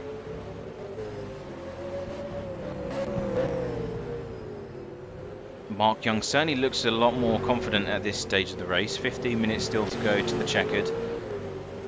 He appears to have a lot more pace at this stage. That gap is closing and closing. 0.2 seconds. Peeps down the inside, trying to find his braking reference. And they are actually closing in on Justin Bryce up ahead as well. So we could see a three-way fight for fifth very, very shortly. Let's have a look at the lap times as they come across. Now that we have some relative information, it's a 1:4.88 for Justin Bryce, 1:4.83 from Alex Kiedis, his personal best and fastest lap so far, 1:4.82 from Mark Young, which is just shy by at least a few hundredths of a second from his personal best. So these guys are now pushing with this fresh rubber, really starting to apply some pace. But they will be closing in on Justin Bryce. Their last laps were at least half a second faster that time around.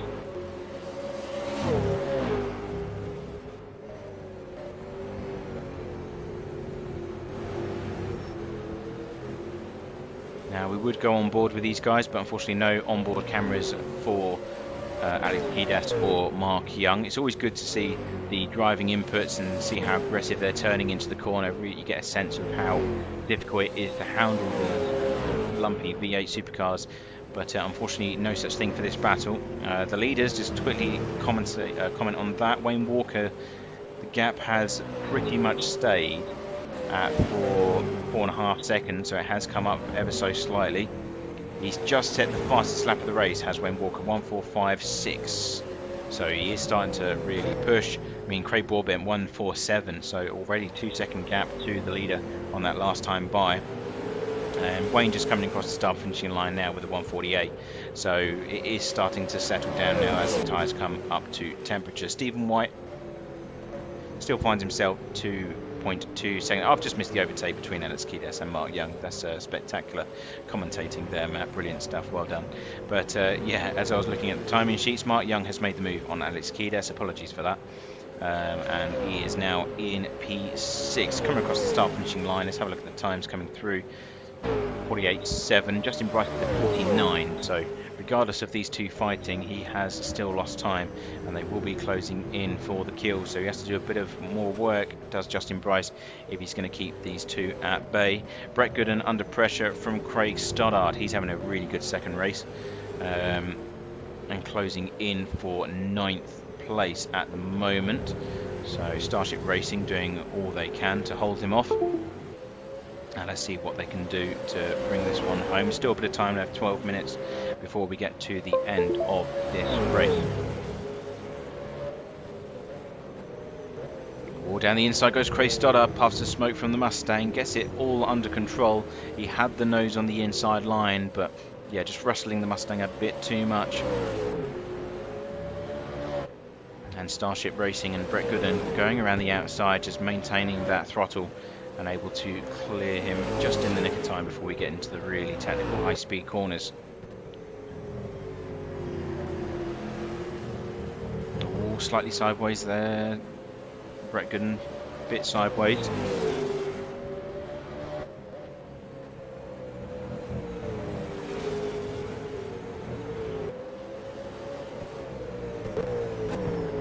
And coming down into turns 14.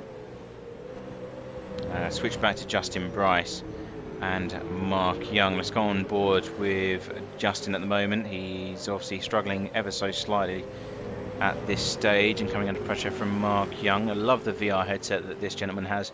You know, full immersion kit going on right there, so he'll have the full experience from these V8 Supercars.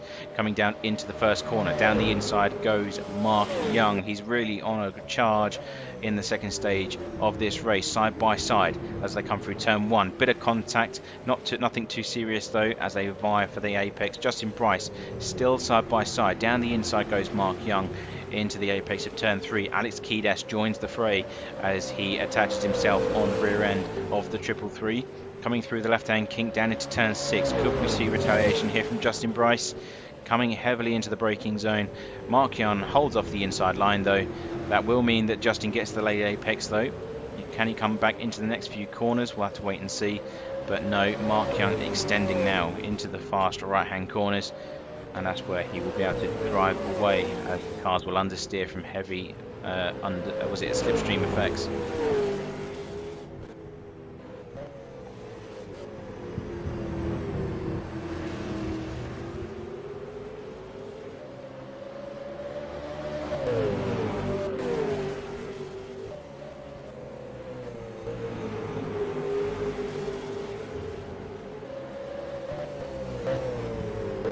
Slowing things down once again, end of sector 2, turns 14 and 15. Bit wider line there from Mark Young, Justin able to find an extra 10th in the fight back for the position. And straight back on the power into the final 2 corners now. So Justin was slightly slower on the last lap, 150.2. as they came across the line. Maybe this was a bit of a wake-up call, losing that position to Mark Young and seeing Kiedis in his rear-view mirror. And slipstream in effect coming down into the first corner.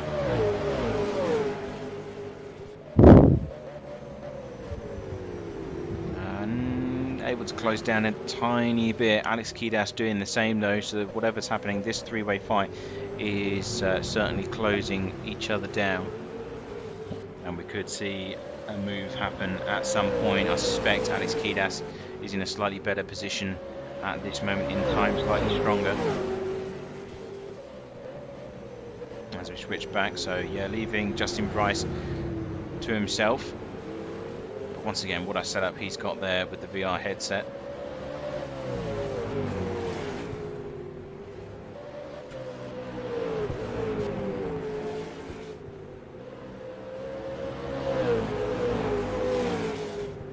So just 1.4 seconds separating these 3 cars at the moment from front to back as they fight for P5. Do have a battle starting to come together as well between Craig Stoddard and Paul Robinson. Brett Gooden, so we've got 2 three-way fights pretty much, both in similar positions. Brett Gooden in 8th, all the way through to P10. Paul Robinson making up the back end. He seems very pacey at this moment in time. He set at 149. That is a whole second faster than the 2 cars ahead. So Paul Robinson may be starting to look to overtake as we come into turns 14. Craig Stoddard and his greenish Mustang there as he comes through the next set of corners. And it's between these 2 now, coming down into the next set of corners. Final 2, he'll have the slipstream coming on to the main straight. That's where, of course, he will potentially look down the inside into turn 1 as they close the gap even further into the final apex. 0.5 seconds between them.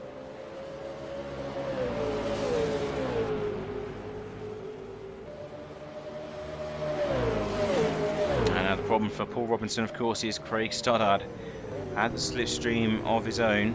Brett Gooden providing the necessary extra miles per hour down the main straight for the time being, but that lead is slowly coming together and they are closing the gap.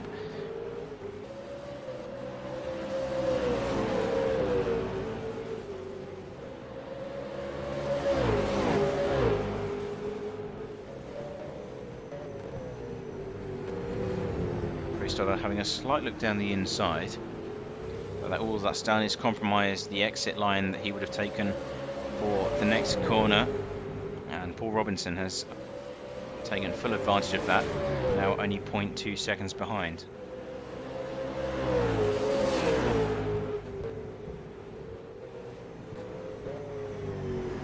And we are coming to the end of the race, of course. 6.5 minutes remaining. And it feels like just a few minutes ago when we started this race, it's been non-stop fighting for position. 40 minutes worth of non-stop action. It's great to watch. Oh, Brett Gooden off in a massive way. Completely locked up the tyres coming into turn 14. Again, this is quite a technical corner. You have to slow things right down for this double left. And yeah, just seized up the front, went straight on at the corner. And that's allowed these two to go by. So that's a lot of position. Now these two fight over 8th place themselves. Paul Robinson 0.2 seconds behind, powering down into the final corner. That's a good exit from the Holden there. Will Craig Stoddard defend on the inside line? We'll have to wait and see. Across the start-finish line, both of them go. Paul Robinson twitching left and right. He chooses the inside line, going for the braking zone. Who is going to come out on top? He's braked fairly early, still side by side into the apex of turn 2. He will get the inside for turn 3 though. That's where it all counts, and that's where the difference will come in. There's a slight tap on both cars as they maneuver into the apex for the next corner. But yes, that's Paul Robinson through. Great racing from those guys.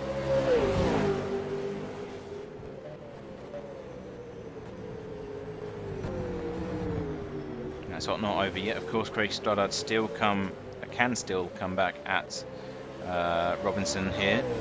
He's still within striking distance, 0.4 seconds between these guys. And just as this battle could potentially come to a close, oh yeah, Craig Stoddard having a big moment. Just didn't get the power down correctly. Rear wheels span and loss of time there for Craig Stoddard, which is unfortunate. That means that battle will pretty much die away. Paul Robinson no doubt driving into the distance. Justin Bryce though now on the cards. Alex Kiedis giving chase.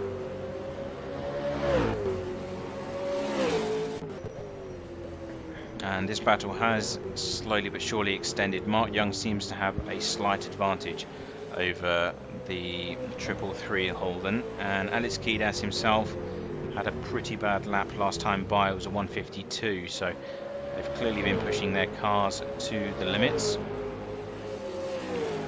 As we now have 4 minutes remaining before we get to the checkered flag. Let's quickly touch on our leaders, shall we, as we wait for these guys to close in once more. The gap hasn't changed a massive amount, nowhere near as what we saw at the start of this second race. But Wayne Walker is still firmly in control over Craig Broadbent. That's a 4-second gap. It's still obviously an improvement over the first half of the race where he had a whopping 8-second lead. But he seems to be able to maintain that gap now. Holds the fastest lap still at 45, but setting high 48s in the closing stages. Craig Broadbent giving chase as best he can. He's basically 3.5 to 4 seconds shy of Wayne Walker's charging Mustang. He's setting good lap times still, 148s, high 48s, last being a 48.7. But with such little time left, you know, to make up that gap with 3 minutes remaining is a very, very tall ask indeed. Stephen White is still on the final spot of the podium, but a further 7.5 seconds adrift. So I'm not too sure what's happened to Stephen White. Of course, we've seen that he's got amazing race pace, but for whatever reason, he seems to be falling away from this particular battle in the second race of the evening.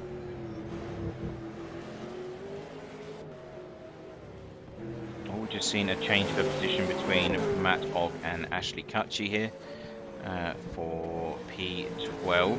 So I think potentially Ashley Cutchy running into a few problems and going wide, allowing Matt Ogg through. And also Justin Bryce is slowly but surely being caught by Alex Kiedis. We'll have the lap times for you as they come across the start finish line. Let's have a look. So 150.2, sorry, 151. Dead pretty much by Justin Bryce. Alex Kiedis about mid-50s, and here we go, Justin Bryce making a mistake, Alex Kiedis sliding through, and wow, there's a big moment here for Justin Bryce. What is going on here? Something has gone wrong. That can't be. And a penalty for Bryce. Not too sure why that was given. He seems to be suffering from some form of technical issue, but the car just behaving very strangely in the closing stages. 1.5 minutes to go, which is a big shame.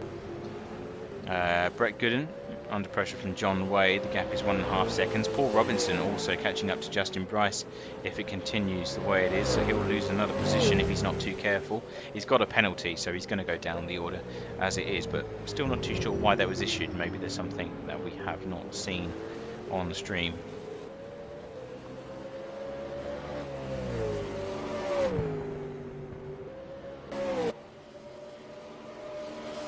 Now starting the final lap though, Wayne Walker coming into what is the final lap and seems to be slowing down quite significantly, maybe struggling with fuel here in the closing stages. Craig Broadbent has already knocked off, is that 2.5 seconds? No, 1.5 seconds, my apologies.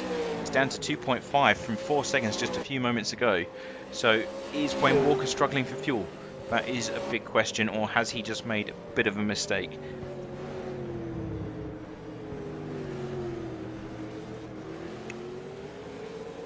Timer down to 25 seconds, so this will be the final lap of the race. So if Craig is going to close the gap, it's going to have to be an almighty push to close down on Wayne Walker. Clearly he's having some sort of problem, either that be tyres or fuel. I suspect it will be fuel, but we'll have a question we'll ask him at the end of the race when we go into the interviews.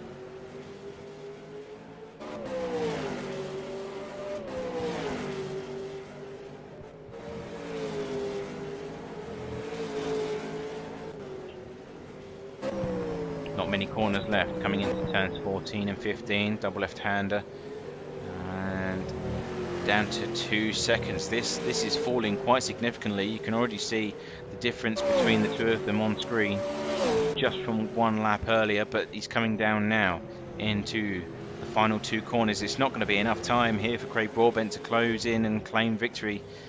It's going to be another victory here for Wayne Walker coming into the final corner. Well managed, well maintained in terms of fuel as he comes across the start finishing line victorious. Wayne Walker, 2 out of 2 victories.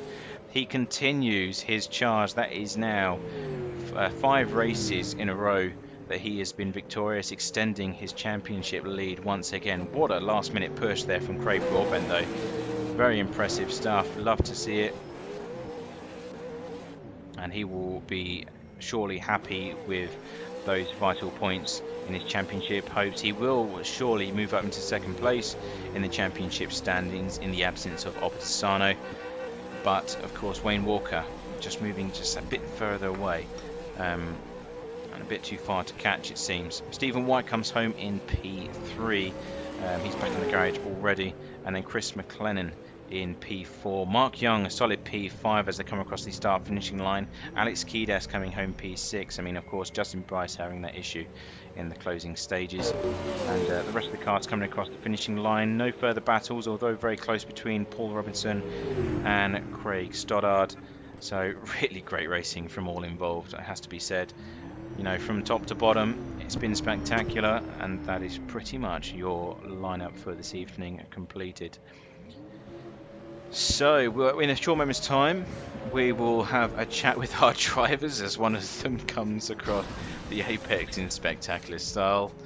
Would it be any other way here? And you've had a great show of screaming V8s at this brilliant track. I love this place. I mean, obviously, being a Brit, we're not too familiar with the V8 calendar, but I mean, Bend Motorsport Park gets a tick in my calendar and my box, that's for sure. Really great racing, and of course 1 minute 45 lap times. That's a really big change for these guys. All high-speed corners, really great stuff.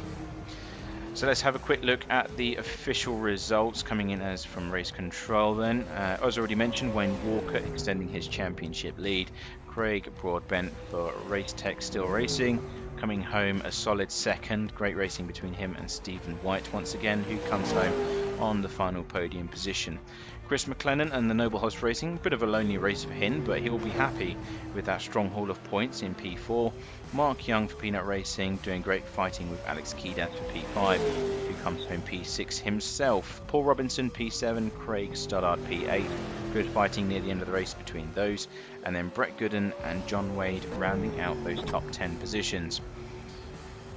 Justin Bryce had a bit of trouble in the second stage of the race, so he goes down outside the top 10. He settles for 11th. Matt Ogg in P12, and then Ashley Cutchy in P13. We did have 14 drivers at the start of this race, but it looks like one of them may have been lost. But let's wait for the drivers to come down to the commentary booth. We can interrogate them, find out what was wrong with Wayne Walker and his car, because of course he was losing time, but we'll wait for them to do so. But let's have a quick look at the calendar while we wait for them to appear. Of course, that is now round 8 completed, so we've already had 7 rounds, Townsville and Enduro being the previous. If you haven't already seen some of the series, there's been great fighting throughout this championship, so please do entertain yourselves. Go back on our YouTube channel and have a good gander at those. Great racing all round. Next round though will be the 20th of August, Sandown Sprint. As we continue this championship, will anyone be able to stop Wayne Walker? We really don't know, but only time will tell. We're just joined by them as we speak. So Wayne Walker, congratulations, that was a spectacular show. Pretty much seemed in control at the end of that race. Tell us how it felt from your end. At the start of the race, or at the start of both races, didn't get the best starts. But yeah, once I got past Steve, I was able to just pull away bit by bit.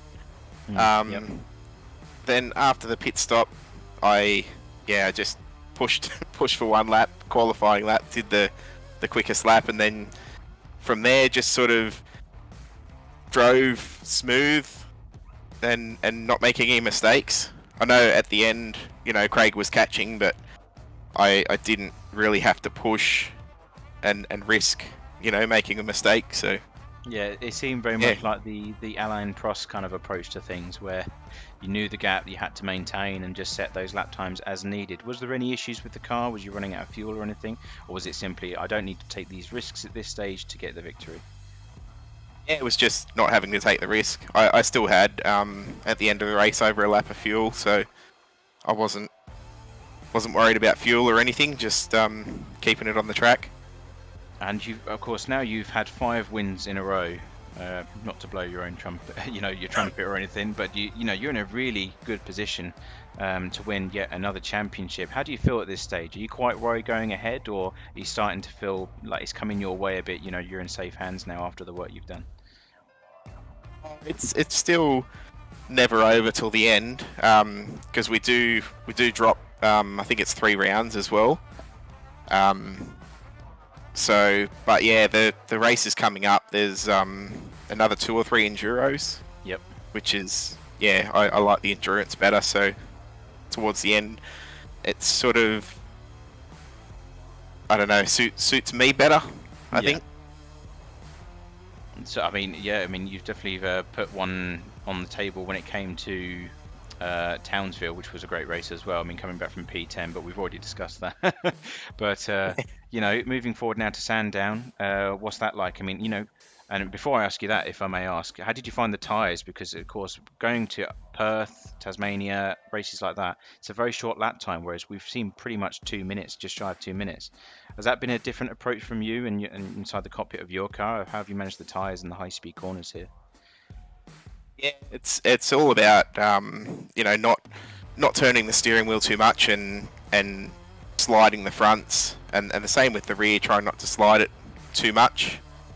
As soon as you do that, just destroys the tyres, overheats them, and then you start sliding more, which makes them wear quicker again and heat up even more. So you've just got to keep the temperature down and minimise your slide.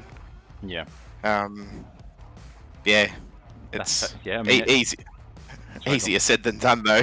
Oh yeah, it definitely looks like a tough task to be done. I mean, from what we've seen, there's V8 sliding all over the place, so I'm sure it's very difficult to do. But you know, Wayne, congratulations once again. You've extended your championship lead now. That's 5 in a row. I wonder if anyone will have the answer for you in the coming races. But congratulations once again. Yeah, thank you. So moving on now to second place, Craig Broadbent. Once again, you know, you gave it everything you had, it seemed, especially fighting with Stephen White. That was some great racing between you two. You know, how did you find that? Was that a bit better from your side? Any mistakes from your end? I drove a pretty good race. I couldn't ask for more with my ability. Steve put up a fight. He made a mistake on the last corner, and I got the run down the straight. Then he moved over to sort of force me off the rubbered line in the braking zone, and we got a little bit twitchy and side by side for a few corners, but managed to pull it off. And from there, I just had eyes on Wayne, and I knew, you know, when Wayne gets out in front, it's pretty much game over. So just did the best I could, tried to reel him in, and I figured, when he put in that fastest lap of the race, it was probably about a second faster than everyone else, probably a second and a half faster than mine. I thought there's an opportunity, because that really cooks your tyres. And he would have had to then put in a couple of really easy laps to settle them down a bit for the rest of the race. So I saw an opportunity, so I just pushed as hard as I could, basically, and reeled him in. But by that time, his tyres are cooled, and he can just sort of maintain the gap. So what was going through your mind? We re-emerged from the pits. The gap was about 8 seconds when both you and Stephen committed to pit lane. You come back out, the gap is 4 seconds, and it's starting to come down near the end of the race. Do you think you maybe had the potential to take him at that point? What was going through your own head?